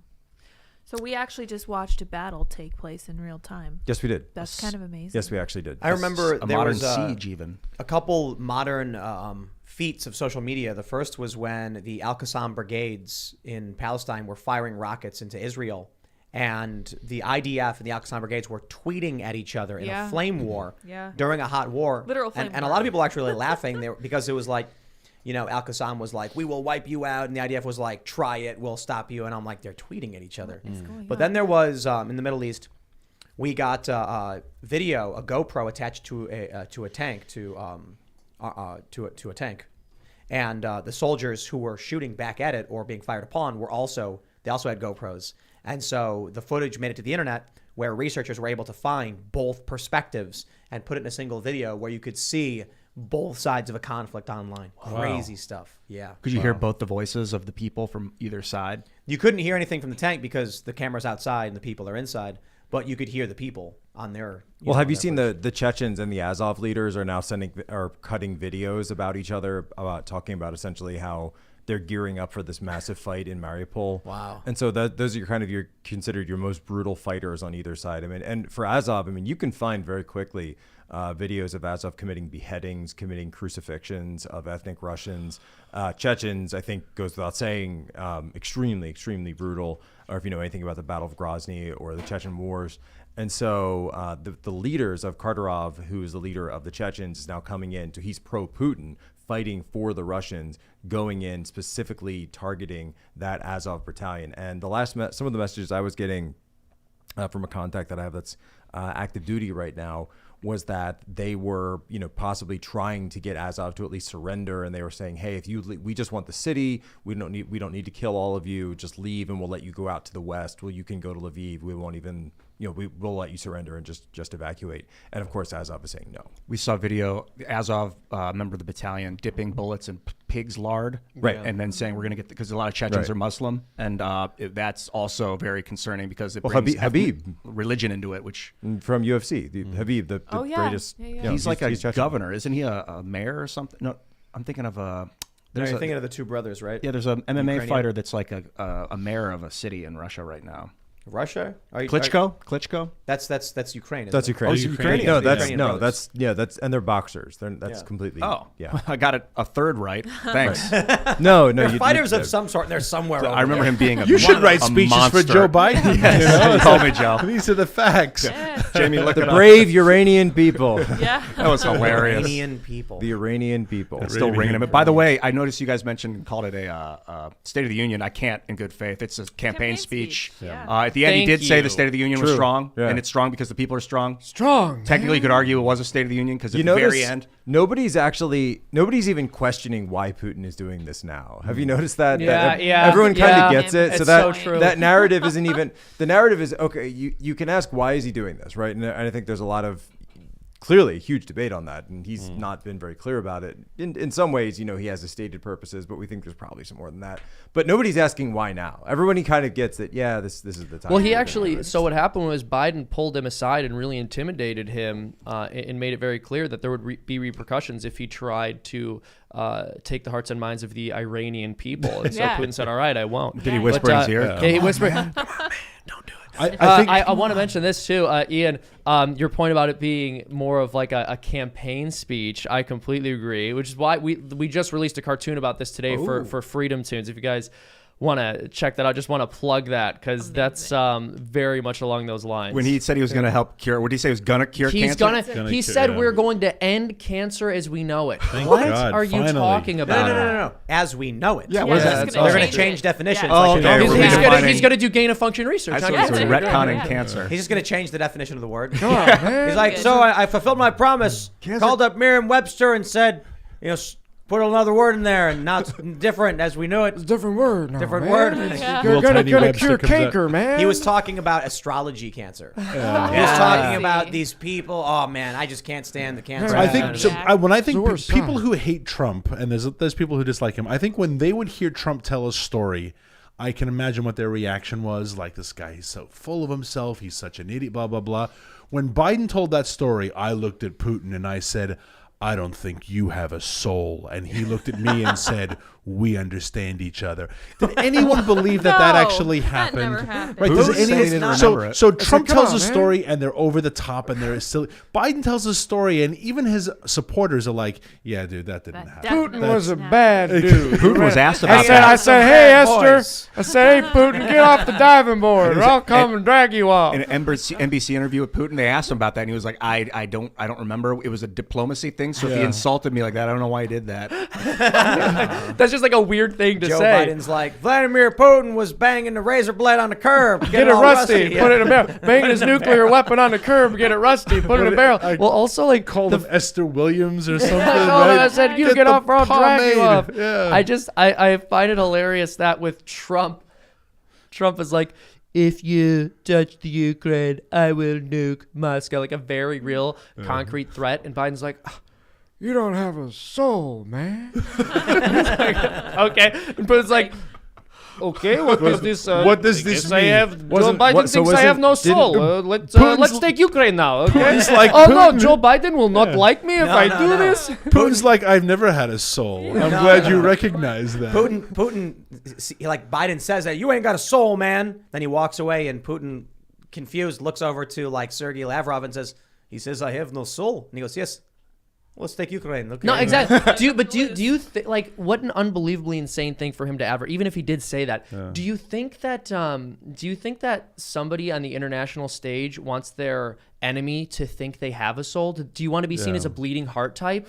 No. No. I mean, well, Biden does. No, yeah, exactly. It's just so ridiculous. As if when you're like, oh, this is so bad for public relations. People will think I am not nice guy. yeah, This would make a good like Which four-panel actually would be comic. the downfall of Putin inside If Russia. people didn't think he was a nice guy. This would make like a good Yes, if they thought he four-panel. was a nice guy. A good No, four-panel exactly. comic would be like Trump saying I'll nuke Moscow and Putin looking to Lavrov and being like, let's hold back for a minute. Then Biden saying you have no soul, and he'll be like, okay, we're good. No, it's only like Trump gives a direct threat of violence, and Biden's like, "You're mean, man." don't attack me in my vulnerable spots, which are here, here, and here. He's like, hey man, it'd be really mean if you did this. Biden actually did that. Yeah, he totally He's like, did. you ain't got a soul, man. So I'm going to show you a list of all the places you better not attack. Here you go. Just that one's most I important. trust you. That's crazy, man. No, I don't- it's a fundamental misreading of this, and you can dig into some of the philosophical aspects of this where, when you look at the United States in many ways, at least in terms of how our regime is positioned, it's Athens and Sparta, right? So we are the sea power, we want commerce, we want trade, we want these sort of globalized rules. We want to be able to do business with the rest of the world, whereas Russia predominantly is a land power. They are a land-based power. We were just talking earlier about how they have so many issues for them to be able to get to sea. So they have that mindset of strength over everything, power over everything, might makes right. And it does have a deeper sense of cultural traditionalism, whereas in the U.S. it is this more, sort of small p progressivism of this enlightened, we can always be better, we can rise above, right? These are two ideas that are in not only philosophical contention, but spiritual contention as well. And I think if we fail to understand that, we are completely misreading the situation. Not only, and Bill Roggio had a great article about how we've completely misread Russia's strategy in the war. I think that's obvious, but at this point, right, Russia isn't losing just because they didn't take Kiev in the first 24 hours. But I think we completely misread the way Russian leaders are even the way that they think. So if you can't understand how or appreciate how your adversary thinks, how can you ever attempt to get ahead of their decision cycle, get inside their OODA loops, or even predict their future moves? It's so true. Lawrence Southern made a great point about this yesterday when referring to China, or 2 days ago. We have no idea how the Chinese think, but they know exactly how we think because they go to the UN and say the United States of America is racist and they don't care about black lives. I would advise We know reading- China doesn't care about minorities. China, in order to sell the new Star Wars film in China, they had to reduce the size of a black actor on the poster. They don't John Boyega. care. I get messages from time to time from Chinese citizens that are like, CCP is not China. And so if you really want to understand Chinese, read The Romance of the Three Kingdoms or watch the movie and then read the book. Yeah, but I think I know what you're saying, and I agree with you 100%. But I would go even a little further. In right now in America, it is not just like we have a small p progressivism. It was not long ago that the American flag on a Nike sneaker caused uproars. Yeah. Right. So not only do we have a progressivism, we are intentionally led by this administration, quite frankly, or the progressive left. We are intentionally destroying the pillars of our foundation. Yeah. And the smallest things, and we've talked a lot about this on the show, the smallest things that unify us, like the national anthem. Well, you should be able to protest that. And this little moment, well, that should be up for debate. And the George Washington, maybe we should change the name of the school. So I think if you're Putin, and this is not, shilling for him at all, don't get me wrong, but if you are him and his administration and Russian power, and you look at the West and say, they don't even respect their George Washington. Right. Why are we afraid of these people? Right. Like we changed the name of Abraham Lincoln School in California. Do you think maybe it's possible that Xi Jinping feels threatened by how introspective we are? No doubt. And how diverse our army is. Yeah, that was it. Wait till he sees our diversity. training. Exactly. Oh, When- well, we got to well, this- talk about that next All week. of our quiet. soldiers are doing TikTok videos where they're That's all why quoted Russia pronouns. invaded. Russia saw the threat of the West diversity trainings, and he was sweating bullets, and he was like, "We have to invade Must now do before this it's now." too late." Yeah. Once they all learn about diversity, inclusivity, and equity, we're done. Now, what you're seeing is, so we've become quite decadent in this sort of 30 years since the fall of the Soviet Union. This idea of Fukuyama's, end of history, and everyone's going to adopt. So instead of thinking that our values were Western or that they were derived from the Bible, that they're, Greco-Roman legal practice, European law, etc., principles, Enlightenment, all of that. No. We decided that these were universal principles and that we could go on these nation building projects around the world and that we could impose our way of thinking on everyone because our way of thinking was natural, and we don't even need all this history as you're describing to back it up that we've advanced from or that we've developed from. No. These are just the universal values, and our job now is to proselytize the world and evangelicize them to our way of thinking. So the first place, of course, that we're going to try that is Afghanistan, right? Because we're going to turn Kandahar into California. And we never once sat back and thought, maybe the rest of the world doesn't want those things, or maybe they don't think that way. And so that's why you're seeing now, instead of actually focusing on the things that would make our country strong, like energy, strong currency, we do need a strong US dollar, by the way. If the US dollar falls off its perch, that's really going to be bad for a lot of Americans, because I think that a lot of the people out there that are living paycheck to paycheck, that don't have a lot of savings, you always see those studies out there, and I'm sure it's much worse now about how many people have less than, $5,000, $2,000 in their checking accounts. What happens to them when that checking account becomes completely worthless overnight because the U.S. dollar loses its world reserve status? They'll print another $8 trillion and try and just give everyone $4,000 to get them flow so for 2 more months. So you're seeing now a complete reworking of the world order, and that's why, even as horrific as these scenes are that are coming out of Ukraine, the long-term implications of this might actually be worse. Yeah. Because unipolarity is gone. The international rules-based order is gone. Multipolarity is returning. That's going to be a huge problem for us because remember, even, we talk about the SWIFT system. Okay, let's, pull the nuclear plan and kick Russia off the SWIFT system. Well, the SWIFT system only works because it's backed by the US dollar. If Russia's already planning to get off the dollar, then they don't need it. Yeah. Well, isn't it interesting? Oh, no. Please, no. Well, it's interesting how we like to play philanthropist and act like we are exporting Western values around the world and helping people live better lives because we care about the downtrodden, when in many circumstances it's either militaristic intervention or economic bullying to force our way of life onto other people, even in countries where they're not ready for it, or ready for it is the wrong term, because some of the things that we try to import into these countries aren't things people should ever be ready for. I find it fascinating, and I don't think it's a coincidence that the intellectual founders of neoconservatism were former Marxists. And look at the neoconservative mission. Look at what we tried to do in Afghanistan.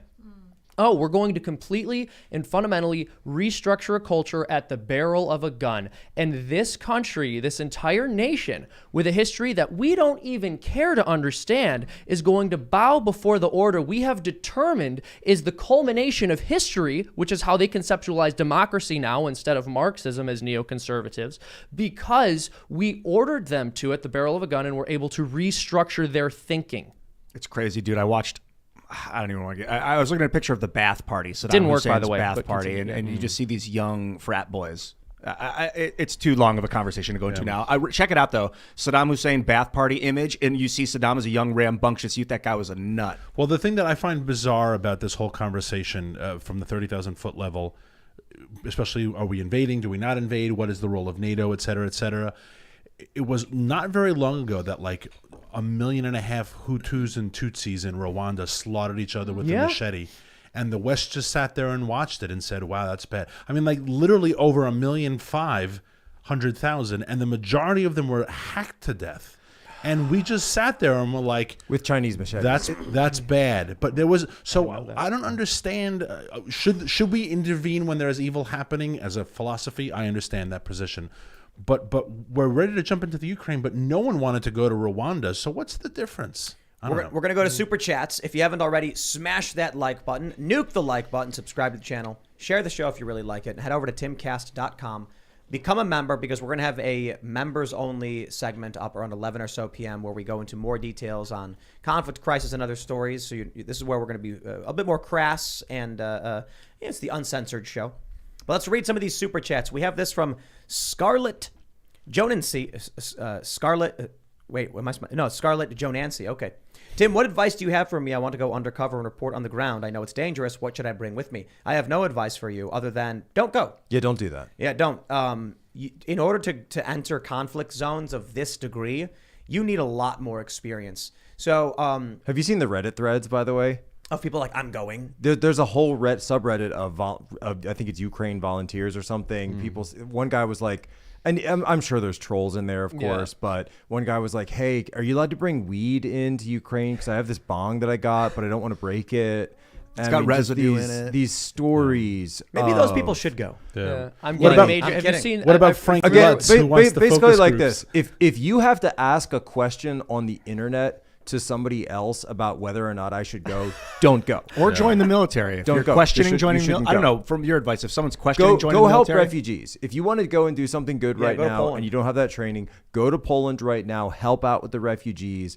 Send money to the charities that are the NGOs that are trying to be there. There's a lot of people that need help or right now. join Frank Let me- Luntz's focus groups. Let me just join point Frank out, Focus groups. Scarlett Joe says go undercover.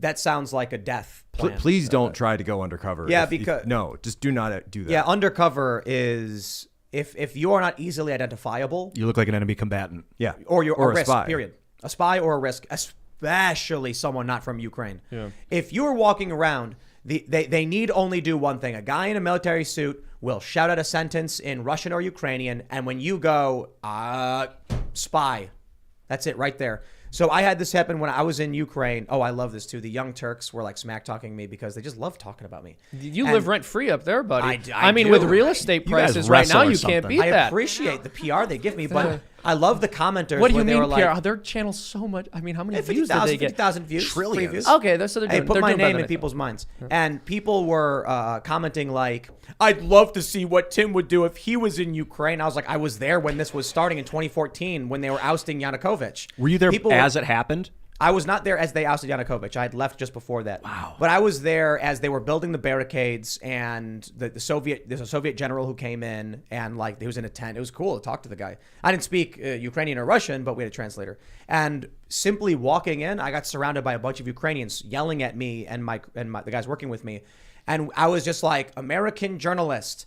And then someone came and intervened and started speaking to them in Ukrainian, and then they made the way and let us in. Oh my goodness. They liked journalists. Like, what is under but- beanie? yeah. Show No, us no, what no. is under beanie. Understand this. The Maidan protest, they called it Euromaidan. They were very pro-West. So when they heard American journalist was there, they were like, this is what we need to get support from the West. We need Americans here. And so they were like, oh, this is exciting. But it was ridiculously dangerous. There was sniper fire. People were getting shot. I was not there for that. I had left. I had come back, and I was fortunately not there when it got really bad with the Molotovs. But I got to go and witness the collapsed Lenin statue. People had like taken fragments of the statue. They took his head in his hand. Wow. People, I got to go into a Ukrainian government building that had been totally seized and occupied and ransacked. Someone Like, has That was by the way Several of them, actually. the only coup that was worse than that, of course, was January 6th Yes, but I want to stress, okay, in history. The coup where like but almost I no one want to had stress this been. point. Yes, that one. By the time I had left and it had devolved into like full scale urban conflict, I was not there. Why?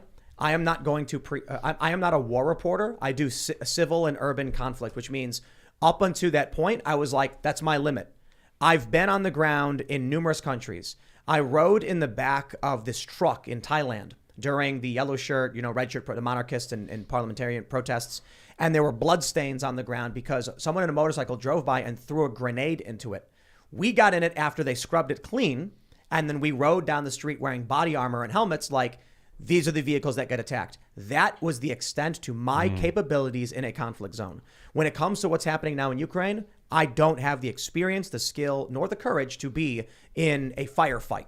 And by the way, if you're thinking, I mean, I shouldn't even say this, but if you're thinking I'm going to go by myself, right, you're already wrong. Yeah, just Ann Hall, you're already wrong. Right, you are not going to be going. And not only that, by the way, you're not going to be a help to yourself or others. You're going to be a detriment to others. You're going to be a detriment to people you're trying to help. You're going to be a hindrance, and you are going to get probably yourself killed and a lot of other people killed if they're trying to save you. Know your limits, man.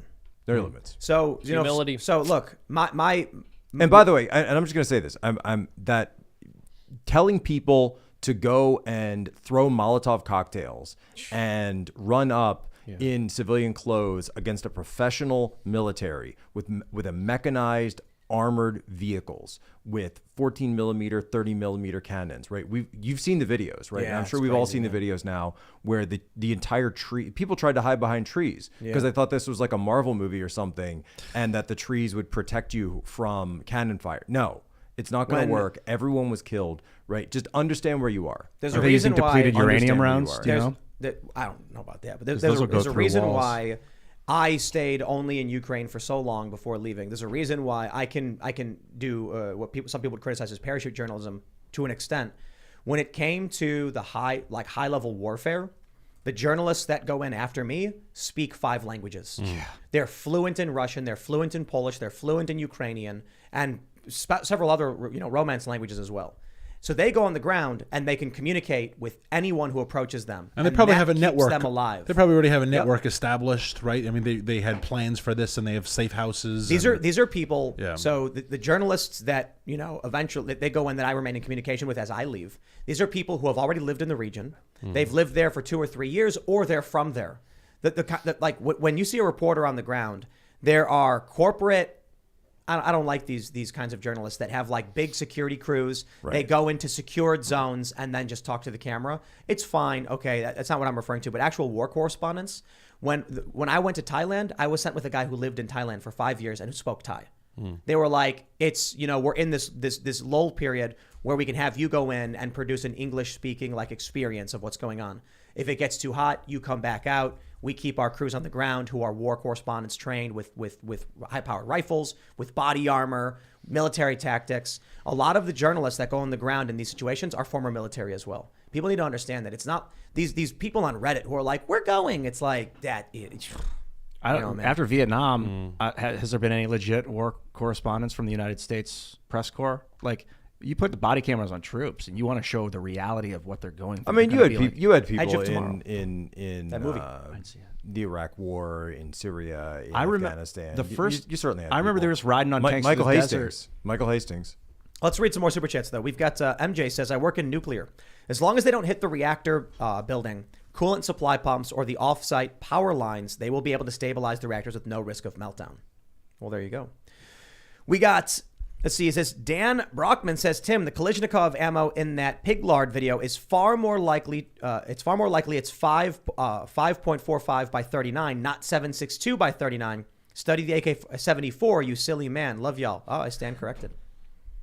Did you see the video? Yeah. Do you see what kind of ammo they Can't were believe loading you in? spread that fake I gotta news. be Tim. honest. I You said it didn't was- look. All I saw was what it looked like, and I assumed it was 7.62. Misinformation. I mean, Yeah, I that gotta is be the better. predominant round that you're going to see in this 7.62, 39. 7.62 with AKs. Yeah. Right, that's what I thought. I thought Yeah. they were using AKs, but he said AK-74, so that uses the smaller round. Some variants of it do. Yeah, man. So it's funny when I show people bullets. I love showing people bullets because you ask them which one's the weapon of war, and I'll show a polymer tip 450 Bushmaster, which is huge, and then I'll show like a 9mm Luger or something, and then they're just like, oh, and they point to the big one every time. But sometimes some people are like, you're tricking me. It must be the small one, and I'm like, yeah, you know why? You can carry more of them.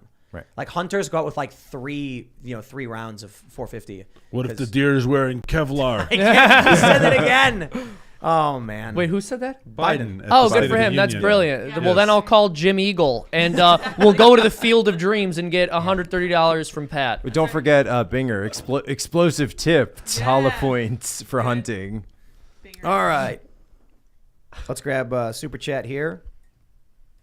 My contacts are getting all dry, so it's going to be hard for me to read. Come on, man. Clayton Johnston says, as someone who has worked a few outages at nuke plants, the transmission substation would be a main and likely the primary target in a power plant, unless they are attempting to cause a meltdown. Bad idea to fight there. Unless they want to. GBP says, if the narrative that Putin wants the USSR back is true, it wouldn't make sense for him to attack the most valuable and volatile infrastructure, ruin the land, and then cause yourself further problems. That's true, too. And that's why if you could win a war without firing a shot, propaganda and influence, you would. So, my view on this is the West and Russia are already at war. They're just, the West is playing a propaganda influence war, and Russia's in a third generational hot conflict. So Russia clearly was losing. They knew it. They said time for bullets. The West is like, we're not going to go and fight, but they use every manipulative cyber tactic in the book to try and win. And what happens? The children of Russian politicians and oligarchs are begging for the war to end. When you also see that the U.S. That's victory. The U.S. is providing, and I don't think this comes as a surprise, but I think it's been publicly acknowledged now. I saw Zero Hedge out the article that the U.S. is providing real-time intelligence to Kiev. Wait, you said that here we go. These children want the war to end? These are the hot models of Instagram? The Well, children calling of for it. government officials in Russia. That part I had missed earlier. Okay, I Yeah. didn't know they were calling for it to end. That's Yeah, interesting. they were saying we don't support this. We don't want war, no war, all that stuff. Jack pronounced it Kiev. I thought it was Kiev. What? It got changed. It used to be KIEV. Now it's KIYV or KYIV. I've Yeah. only noted as KYIV, but that's because like Ukrainian spelling. Yeah, it used to be the Russian is KIEV. Kiev and Rus. So it used to be, people used to say Well, the it's Ukraine. neither because it's Cyrillic. Yeah, that's true. People used to say the Ukraine, but it's just Ukraine. No, it's Ukraine. Which means But- the borderland. Yeah, I catch myself That's saying the really Ukraine old. a lot, and I'm wondering where I got Well, that. Ukraina. So the root of that is granica, which means border. So Ukraina is at the border. Literally, so or interpreted would be the borderland. So if you're speaking in Ukrainian or Russian or Polish, you're saying the borderlands. But go to Ukraine and say the Ukraine and see their reaction. Yeah. They Wide eyes. no, they just correct you because it's like, no, we're not we're just Ukraine. It's a country. Say Ukraine did this. Ukraine, not the Ukraine did this. The Netherlands or the Hague. There's a couple thes. The Bronx. The United The Bronx. States. Yeah, so it's like These United States. Whereas in United English, Kingdom, I don't think there's but not any. the England. I don't think there was any any negative connotation by calling it the Ukraine. It was just sort of It's the racist. the understood. It's just racist. the idea racist. was No, but they're all the same race. No, It's what- all, what they're I all was Slavic. racist. So it's, what I was told by Jack. You people would is think that. that. yeah, but I am calling it- Slavic, so I can say it. Listen and What I learn. was- It's racist. What I was told by people in Ukraine was that by calling it the Ukraine, you are saying the people who live on the border as opposed to their national identity of Ukrainians. So saying Ukraine does this, you're saying their name is a proper noun as a people. When you're saying, you're basically like saying like the hill people when you say like the Ukraine, you know what I mean? Like, oh, the people in the outskirts. So it's not a national identity. So they were like, that's what I was told.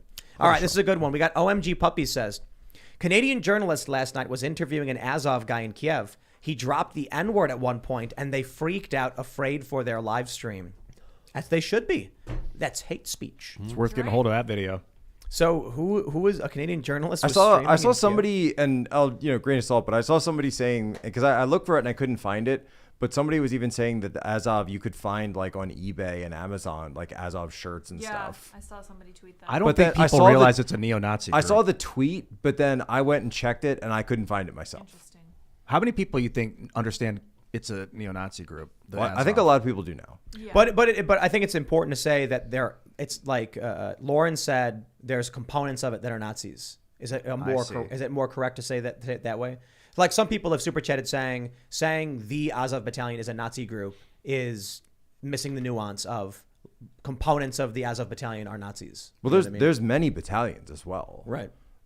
And so, and I don't know if there's that's one about overall, oligarch, Ihor Kolomoisky, who's funded them and funded a lot of politicians in Ukraine, as well as media outlets, and that's really been bankrolling a lot of this stuff. So, yeah, I mean, again, to say Russia is controlled by the oligarchs, it is, and then Putin on top of that. But Ukraine has just as many oligarchs as Russia does, proportionally.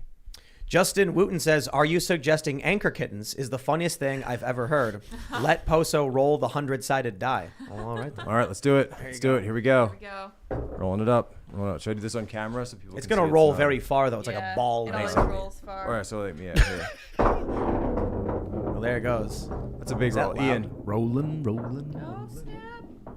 Lydia, keep him honest. Keep him honest. What do we got? Oh, it's turning around. It's turning. Oh my It's God. coming back to me. Whoa. Oh boy. That was a powerful roll. That was a my pillow. 44. He rolled a 44. 44. We have a 22, a 55, and 99. So and a 44 in China, that would be because the word 4 is associated with death, so that's double death. Oh. Does that mean life? But in Clue, I could get to like literally the library from the ballroom with a 44. Yeah, and if you Like, draw I a could 4 do- and sorry, you get to go back right out of the gate, and then you're that would safe. be so double death. Yeah. Love the 4. It's a very stable number. That's why they make tables with 4 legs. Hey, Connect 4. Anthony Austin says, Tim, civil defense should be reactivated in bunkers built for the public. You know, when you walk around New York, you see a lot of those signs, fallout shelter. I wonder if, like, I don't know anybody who has any idea how to use those or what you do in the event of an actual nuke, right? It's like I was saying before. We've forgotten sort of all the rules, all the where's the manual for Cold War? Can somebody dust it off and we go back to read that? There was like a wives' tale that we had a secret sealed off swimming pool underground bomb shelter at our high school no one ever found. Did you guys have one too? Did actually, so when in my grade school outside Philadelphia, we actually had a straight up bunker. I remember going into it. I remember it having like the radiation logo on it. It had the door. I remember doing at least one desk drill. And I remember even then thinking like, I don't know how this stops a missile, but okay. You know, I guess the idea is if it hits the school, it stops the rubble. Or if the windows get blown out, you don't take it in the face. Right. So, shrapnel. And but then like in the 80s, if you were, which I am, if the propaganda in the 80s that this was all Reagan's fault, he was going to do this. All the little kids, please, Ronald Reagan, stop us, stop the war. Let's read some more. We got GBP says, World Economic Forum wants us on crypto. Look up the World Economic Forum's strategic intelligence web with blockchain linked to every aspect of life.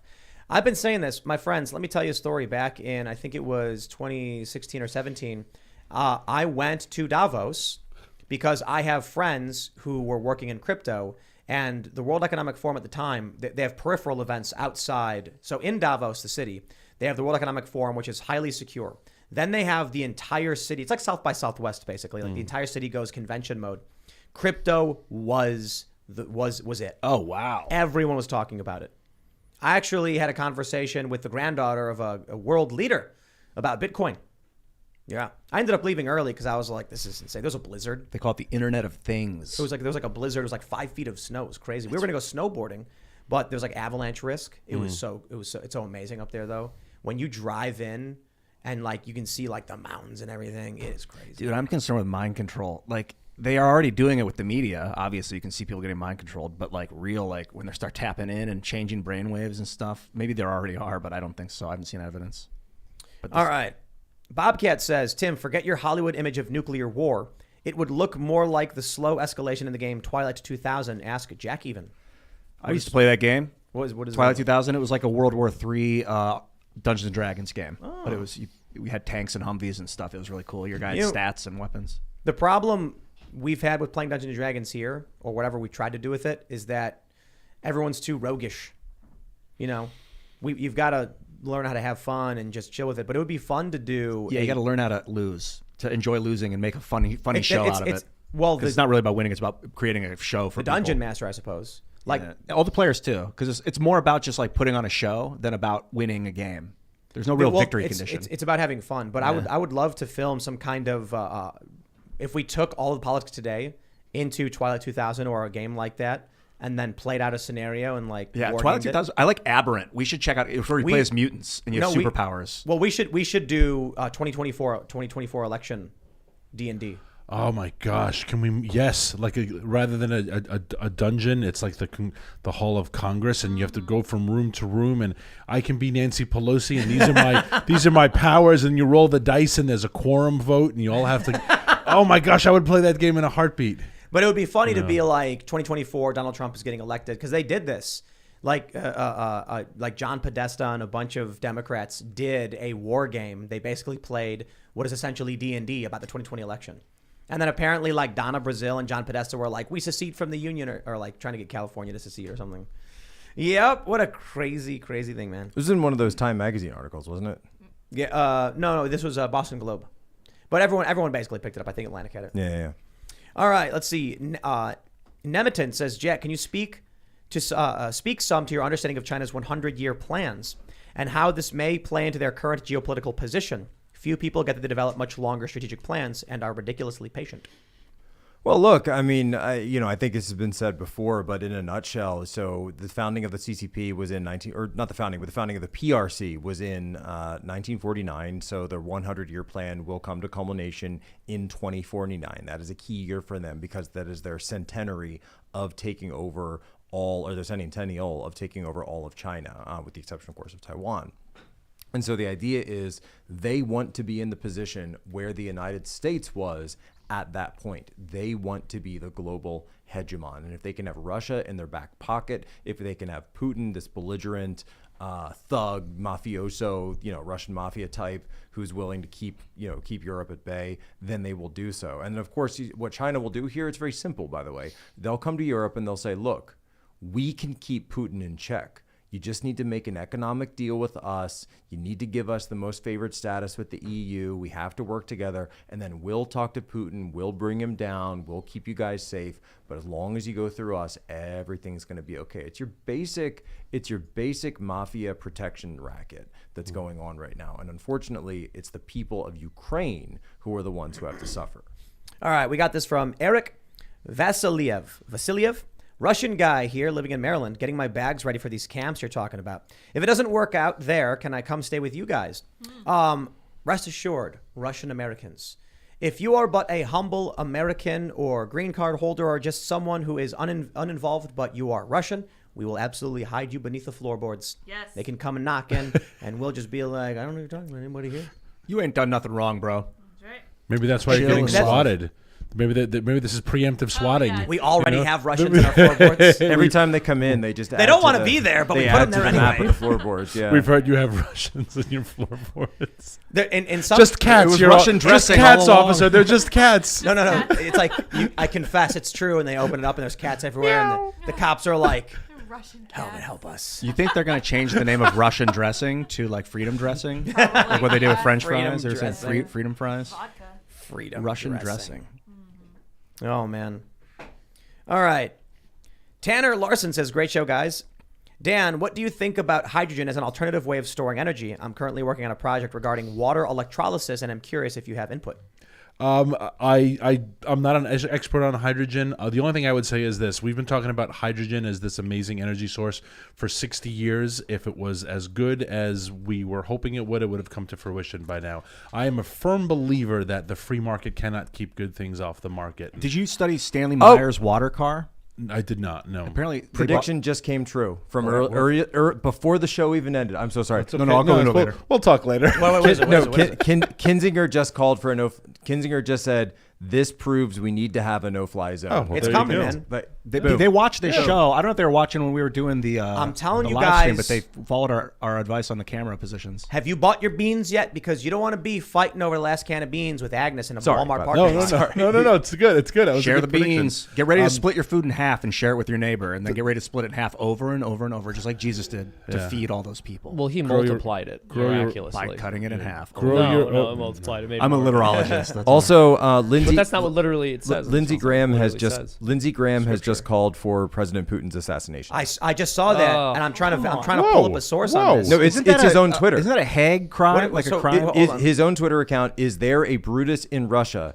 Is there a more successful Colonel Stauffenberg in the Russian military? The only way this ends is for someone in Russia to take this guy out. You would be doing your country and the world a great service. Okay, Oh, Lindsey Graham's out of man. control. He's drunk and he needs to be removed from power. And you know, if their leader gets Wow. assassinated, the Russian people will certainly stop supporting the war effort. I can't imagine that no, nobody hold worse on. than Putin would ever come up. Yeah, no, that could never, ever that would happen. never This happen. this is a statement that will be a chapter in history books. When a U.S. senator called for the assassination of the president of a warring nation. This I is wonder- like You know what I a call key that? moment. I wonder what Russian TV is going to do with this. Yeah. Wow. I wonder what they're going to do. Remember when we got rid of Trump because we didn't like mean tweets? Yep. I remember that. Lindsey Graham should resign over this. Yeah, he should. That's awful escalation. No, I just tweeted that. You need to resign. He needs to resign. Here we have it right here. Is there a Brutus in Russia? Which is obviously some yeah, Brutus is the guy that killed Caesar. stabbed him in the back. Yeah. One of the guys. One of the guys. Yeah. Is there a more successful Colonel Stauffenberg in the Russian military? The only way is for somebody to take this guy out. What? These people are psychotic, man. They want war. That's insane. That's just absolutely insanity to tweet that. It's beyond escalation. It's bordering absurdly on irresponsible. It's very bordering- well said. Thank you. I was looking for You're good welcome. words. Thank you. He needs to you. resign. He needs to resign because Yeah. this is dangerously close to informal war declarations. If Yes. I don't know whatever Russia's Politburo, if a similar person had called for the assassination of Joe Biden, Lindsey Graham himself would be talking about how that is an act of war. I do not like this guy. No, I can't stand Lindsey him, man. Graham is trash. He bad. needs to be primaried. He needs to. This is like, bro, quit now. I can't believe this, man. The people of South Carolina, y'all need to start calling him and telling him to resign, retire. Just what an unhinged thing to say in general. I'm trying to figure out if it's a war crime. Is it a war crime to call for an assassination? Do the TO? I mean, or are does assassinations war crimes? Twitter's terms of service allow this? Like, we're not at war with them. I actually don't know how Twitter's terms of service can allow this. Yeah. Well, Remember, it. Trump was banned. You would be doing your country and the world a great service. How is this not calling for violence? This is calling for It's violence. beyond him saying That's crazy. like threatening Putin's life. So Trump it is was literally banned. him praising the action as honorable and a service. Crazy, man. Plus, keep in mind, this is a U.S. government official, an extremely powerful U.S. government official who's about to become part of the majority of the U.S. Senate coming up in September or November.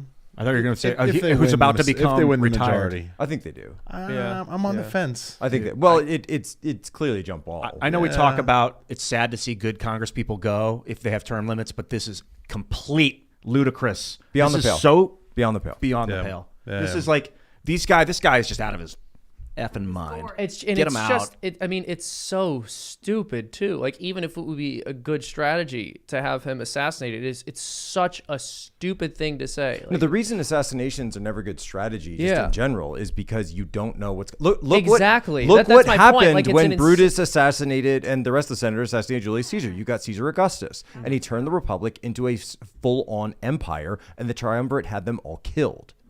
I want to give a shout out to. I agree. I mean, my point is Like, read the rest of the story. It's just it's, Oh, he it's had the not like- it's triumvirate like killed. The Yeah. way I guess my point is like it's an insane thing to even propose, but then the way of just like saying it on Twitter, and that's how he's going to make that thought known to the world. Yeah. Is I want to. He's even supposed to more be debating this in insane. I want to Congress, give a shout not out to tweeting Troy it out. Rubert, a super chat, who said Lindsey Graham calling for Putin assassination. Wild times. He posted that before we got the source. We picked it up, but Now, shout out for free the speech. super chat. If he's in Congress and they're debating this and he brings it up, free speech. It's on the table. Maybe not ethical, but it's on the table. You don't tweet it out, dude. You have that. The literal this- call to violence. Twitter's like a No, weapon. no, You got to no, use no. it like now, a weapon. by the way, you're Responsibly. going to have Russia. By the way, He has you're going to have undermined the Russians United responding States. now. Yes. He has completely undermined the U.S. Vladimir Putin can now come out and say, people of Russia, American politicians are trying to get me killed. These people will not negotiate with us. They have shut down our infrastructure. They are attacking with.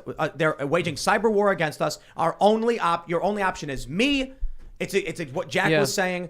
Lindsey Graham is a moron. Even if it wasn't a horrible strategy to assassinate him, and even if it wasn't a horrible idea to propose that strategy over Twitter, he is not the person who's in a position to do so. Let me read That's this. it. That's I'm gonna read ridiculous. this. You're a Megalomania. senator from I have a South super Carolina. chat I'm going to read, Exactly. guys. What insane Patrick usurpation Helton, on top of everything. Super chat. Patrick Helton says Lindsey Graham is right.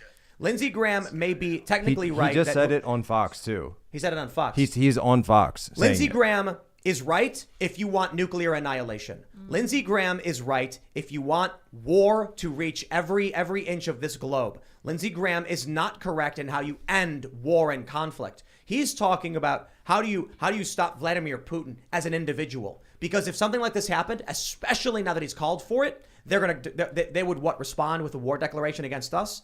If somebody took a move to kill and it was because of Lindsey Graham. Oh, you get some crazy communist take Does he control, not some understand, oligarch. by the way, that the Kremlin is more than just one person? There's an entire infrastructure inside that building. There's an establishment. There's neocons, right? The same way that we have neocons that are surrounding Vladimir Putin. And you can say, well, okay, Putin picked them because they're loyal to him. Okay, great. Now, what do you think the Putin loyalists would do if someone assassinated Putin? And then you could say that because Lindsey Graham just said it publicly on Fox and publicly on Twitter that it was a U.S.-backed plot. What do you think the Putin loyalists would respond in that scenario? Just They'd probably start planning 100 years of these war with the people United cannot States. think beyond first order effects. This is the same problem that you see on the left and the right. Neoliberals, neoconservatives, they cannot think beyond first order effects. Yep. That's it's really what it comes down to. It's like most people. I don't know how many times I can say it's stupid and dangerous, like, and still be effective. And it makes, and as Tim was just saying, it makes Putin now, it gives him the opportunity to go on the camera tomorrow and say, the United States government is calling for my assassination. And not only have they punished us financially, now they are calling to kill me. And all I am trying to do is fight for Russia.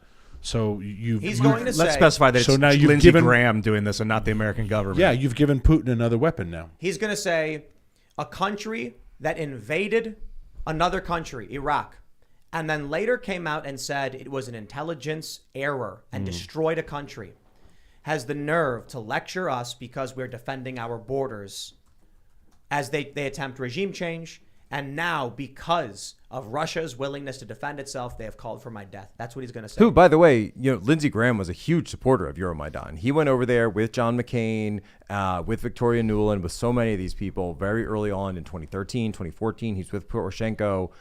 He's been tied into this directly. So that's at the same token, I guarantee you, Russian TV is going to be playing that clip of Lindsey Graham and then showing the pictures of Lindsey Graham being with the Ukrainian military. And this is going to be a massive propaganda coup for Putin inside Russia. After tonight, man, I really do think we're heading towards a very serious escalation with the Kinzinger, with Lindsey Graham. Yeah, but they're both morons at least. It doesn't matter. The establishment has chosen its narrative, and they're going to just steamroll through.